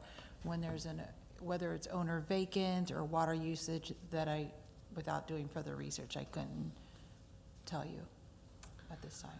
So my comment is, and I mean, I don't mind, settling anything, but how do you settle that when you don't know how much is legitimate? Well, the item before us this evening is just that $5,000 for those, I think, 5 to 7 lots, I believe, is what we're talking about. Yes, Mr. Mayor. And then whatever we were talking about here as far as utility liens and things would be for another day. Yeah, just for the commissioner's sake, these liens that were created or these fines have nothing to do with the properties that we're trying to get released. Again, Mr. Burrows owned quite a bit of properties at one time. Whether he had liens on one or all of his properties, I don't know, but under the ordinance, it all attaches. And he had, I think since 2010, it's 2010, I think that's in your backup, that my client had possession of the property, even though she wasn't the technical legal owner. She had an ownership right, but she wasn't the technical legal owner. So for the past 12 years, she's been in possession of these properties. And now to be hit with something that she had no, couldn't create any issues and wasn't getting any mail with regard to any liens. So I just want to remind the commission that. Yeah. Thank you, Mr. Kuskudis. My question still is, on here, and this is where I get confused, it says that this is a partial release of both liens. No? It just, the $5,000 gets deducted from, I think if I remember the number is like 67,000 or something like that. Just that reduces that, and then that $5,000 would actually come out of closing, whatever money is obtained by the selling of those lots. That's where the $5,000 would come to us, but that just releases, it just gives the owners the right to sell the property. It doesn't, and then that $5,000, like I said. It's a carve-out. It's a It carve out, yeah. It basically carves it out from what the original lien was, but it doesn't make the original lien go away completely. That's why I think it's. It'll just be reduced by 5,000 or whatever other value. It's just carving out these commission lots decides. from that lien. What the liens continue to attach and run on the other properties. And that's what we're dealing with tonight. I understand. Can I make a quick comment? Yes. So I don't know if you know this or not, but it's something I learned as I've been on the commission. When you don't have, let's say, a piece of property that's not developed, or there's some type of house that you're not utilizing, but you still have water, there's a service fee, something along those lines in the water bill, and that could be the reason for why you see the utilities building up since 1994 to that number. So there is still some type of payment that's due, and Paul Smith has gone into details with that with me multiple times, so it's just something to, for further education for, I think, the board to learn more about too. There is a document in your backup, the packet that shows a certificate of indebtedness from 2006, and that is discussing the utility lien, and it's showing that as of that time frame in June of 2006, there was a lien with $6,846.13, and that was for unpaid, the way it reads, due and unpaid. So it sounds like obviously something wasn't getting paid, but then at that time, interest started accruing. That's why we're at a higher number, because the lien was issued, and as these liens sit there, they accrue, and the numbers get higher and higher. I don't have any of that backup. We only have 2 pages in our backup. Well, I have backup, and that's what it tells me. Thank you. You're very welcome, and I'm glad I have it. Glad you're giving me all facts and figures that I don't know about, but. And probably, that's probably because the utility lien itself is not being released tonight. It's just the partial lien for those lots. $5,000 will come off that bigger $177,000 lien from a different piece of property. We're making much more sense as we go along. Excellent. We're saving the best for last. Mr. Kulyas. Okay, well, I was going to ask a question of, when you say the utility lien for the partial release, that includes all liens for those lots? The utility lien does not attach to that property? No, right. Your lots will be, the lots you're here about will be clear should they approve. Okay, thank you. Mr. Kulyas. Commissioner Kulyas, excuse me. I think we're all in agreement. We're gonna make a reduction to $1,000. Yeah. Thank you. May I have are there any other comments? May I have a motion? Motion to reduce the lien, or I'm sorry, the settlement to $1,000 for the lots listed in the agenda item 13. I'll second. Okay. No comments, roll call, please. Commissioner Kulyas? Yes. Commissioner Eisner? Yes. Commissioner Carr? Yes. Vice Mayor Lunt? Yes. Mayor Vaticius? Yes. Thank you. And City Attorney, a question with regard to closing. Will I get something that they can I could send to the title company? Yes, Mr. Trask is obviously out of town, but as soon as I get back tomorrow, his assistant will get this and they'll get the paperwork going. Okay, I appreciate it. Thank you very much. You're welcome. Item 14, appointment of commissioner to Forward Pinellas School Transportation Safety Committee. This was a committee that Commissioner Carr served on until he became our representative for the Tampa Bay Regional Planning Council.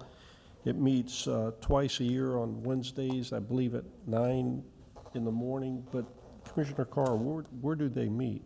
Some of it's been by Zoom, and then it's also been right at the courthouse off Court Street in Clearwater, Okay. right in downtown Clearwater. Okay. Do I have a volunteer? Oh, my goodness. You're the person I was thinking of, Commissioner Eisner. Say again? You're raising because you're volunteering? Yes. Okay, great. What'd you think I was I thought you were going to ask a question. I said, no, you're going to volunteer, so, all right. May I have a motion, excuse me, are there any public comments on this item? Mr. Jump, are there any Zoom or telephone comments to be made on this item? If anyone would like to speak on this item, please raise your hand. You'll be allowed to talk. And we do not have any raised hands at this time, sir. Are there any commission comments concerning this item? I wish to thank you, Commissioner Eisner, for taking this on. My pleasure. All right, I may love have- kids. May I have A motion to appoint Commissioner Michael Eisner to the Ford Pinellas School Safety Transportation Committee. Seconded. roll call, please? Commissioner Kulyas? Yes. Commissioner Eisner? Yes. Commissioner Carr? Yes. Vice Mayor Lunt? Yes. Mayor Vaticius? Yes. I think that ends our agenda. Let's go to board and staff comments. Chief Young, do you have anything? No comment, sir. Ms. Jacobs? Just real quickly, I wanted to advise the board and also our residents watching that as soon as I have the dates, I will forward them to the commission and post them online. But we're looking at starting the Citizens Academy again, probably the first week of August, and it'll last for 9 weeks. We do have some positions still left, so if anyone wants to apply, they can go online and get an application or call the clerk's office, and we'll be happy to forward them on. Thank you. It's on the city's website as well, is that correct? Yes, I'm just in the process of finalizing the dates. To put that on, okay. Ms. Meyer, do you have any comments? No, Okay. thank you, sir. Let's see. Let's start with Commissioner Kulyas. Do you have any comments? No comments. Commissioner Eisner? Always. I forgot you, City Manager, of course. Let's go ahead. You have anything? Well, I said, I was going to ask some questions. Go ahead, I just please. wanted to bring up a couple of things I've gotten phone calls on, and I don't know if that's appropriate or not, but I got the same call from Gary Zimmerman about Seabreeze, so I just wanted to touch base and let you know in case, I didn't know if he was gonna call. I wanted to remind the city manager about the pathway at Sunset Beach for the ADA, because that was something that was also The brought up. maps, the beach maps? Yes. I don't know where they're at. Somebody commented to me about pushing, when we're gonna get the dredge done, an actual date, but okay, you don't have to answer me on that. And we've gotten I've gotten a lot of complaints on the boat trailers. So I know I've seen officers there issuing tickets, but we do have to find out something to do with Craig Park about getting people parked. So I don't know how we want to do that, but that's something that we need to bring up to have a discussion on. That's it. Is that it? Yes, sir. No, I agree with what you're saying. We just need to stay on top of things and keep it moving. That's one of the reasons why I'd love to get a boat ramp elsewhere to take care of that parking once and for all. So we'll be talking about that other property here in the future. City Manager, of course. Well, I have one thing, but let me do something that came up tonight. Obviously, we talked last meetings as we're in the growing process of the new board and stuff. We talked about a procedure on questions and answers and getting them to all the commissioners and posting them. After that meeting, I sent everybody a procedure of how to do that. I want to thank Commissioner Kulyas. He followed the procedures to a T. We got him the answers. We immediately got them to the board. We posted them. We have a place on the website where we're posting the questions.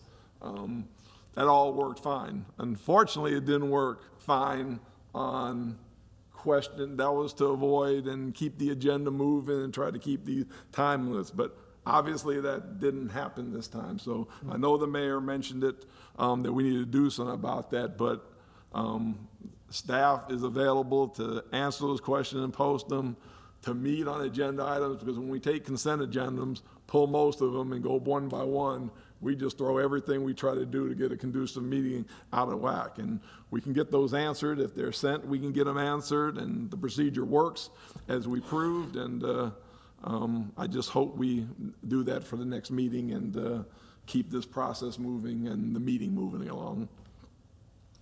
The other thing I wanted to bring up is that 2 commissioners already approached me about a consideration for changing the time of code enforcement meetings. If I have a third, if it's a consensus board, my recommendation would be the first thing we do is go to the code enforcement board, put that on a discussion item for that agenda coming up, and have them discuss and get their input along the process. That would be my thoughts, but I wanted to get any thoughts. Obviously, Commissioner Cooley, Commissioner Eisner brought it up. Obviously, it's something the other commissioners, at least one other commissioner wants to consider. If there's another process besides going to code enforcement, if we want to put it on an agenda item and discuss here first, if we want to go to code enforcement, I'm ready to initiate whatever process to get that going and decision made, and I'd leave it to you to let me know what you think the first step is to doing that. As far as I'm concerned, I'd go ahead and ask the question about switching it to night, unless there's a commissioner that thinks there's an advantage to keeping it during the day. I mean, it's been during the day forever, and I don't know that we've ever broached it for doing it at night. No, we've never, Let's go ahead and, I mean, if you need a third person, let's go. So I would bring it to the code, because again, when we advertise these things, the board, the people pick boards, people are used to that too. So the first place I'd bring it there, and then maybe bring that input back and put it on the agenda item. Never hurts to ask. Bring it to this board. We also have to look for a night. We have to really look. One of the things we're talking about the evening and moving it as we get into our schedules with performance stuff. So we'll have to look at a night. What night we can do once a month, or the thought of maybe starting at 5 or starting at something like that. Can it not be done in the media room? Sometimes for those meetings, the crowds. You have a lot of code people that are here. They go. They're sporadic. I mean, it may be something we could do as we know the crowds, but let's see what they say first. I'll bring it to them first, and then I'll set up an agenda item and bring it back to you with some input from them, and then you can discuss it as a board to make the decisions. That sounds great. Okay, that's all for me. Okay, and Commissioner Eisner, go ahead. Yes, I wanted to respond because I didn't have half those questions posed.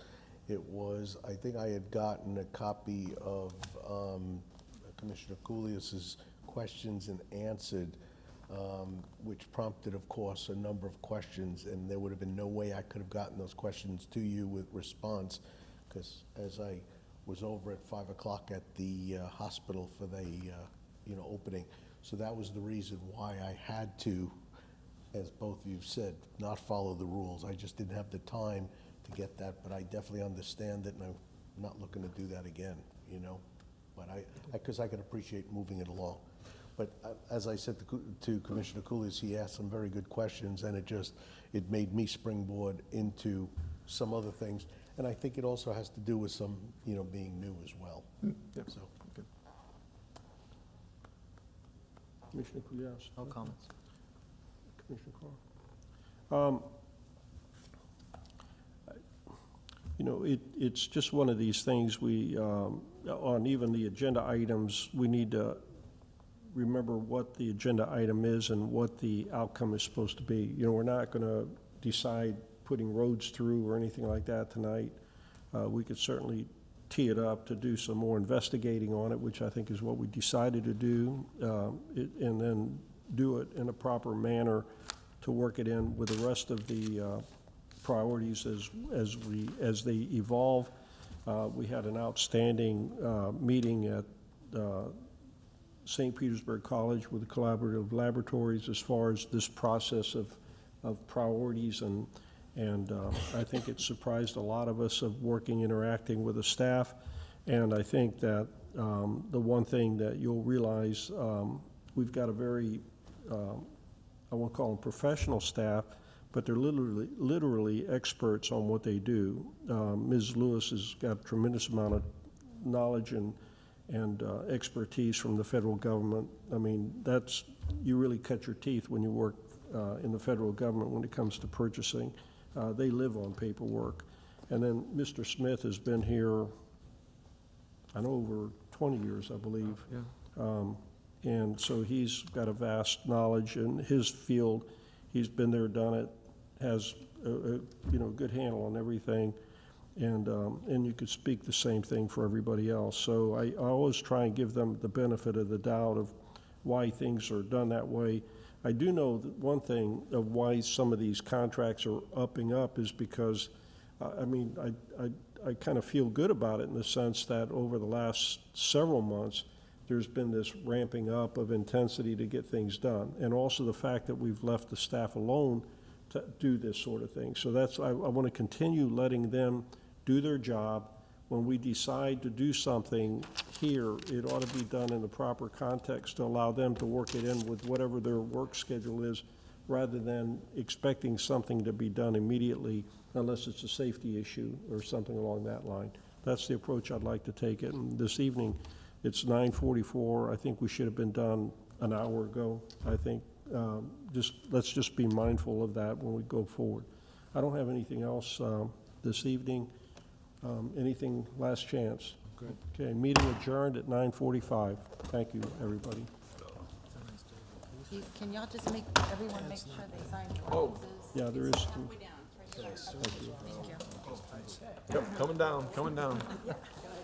Yes, you may. Thank you.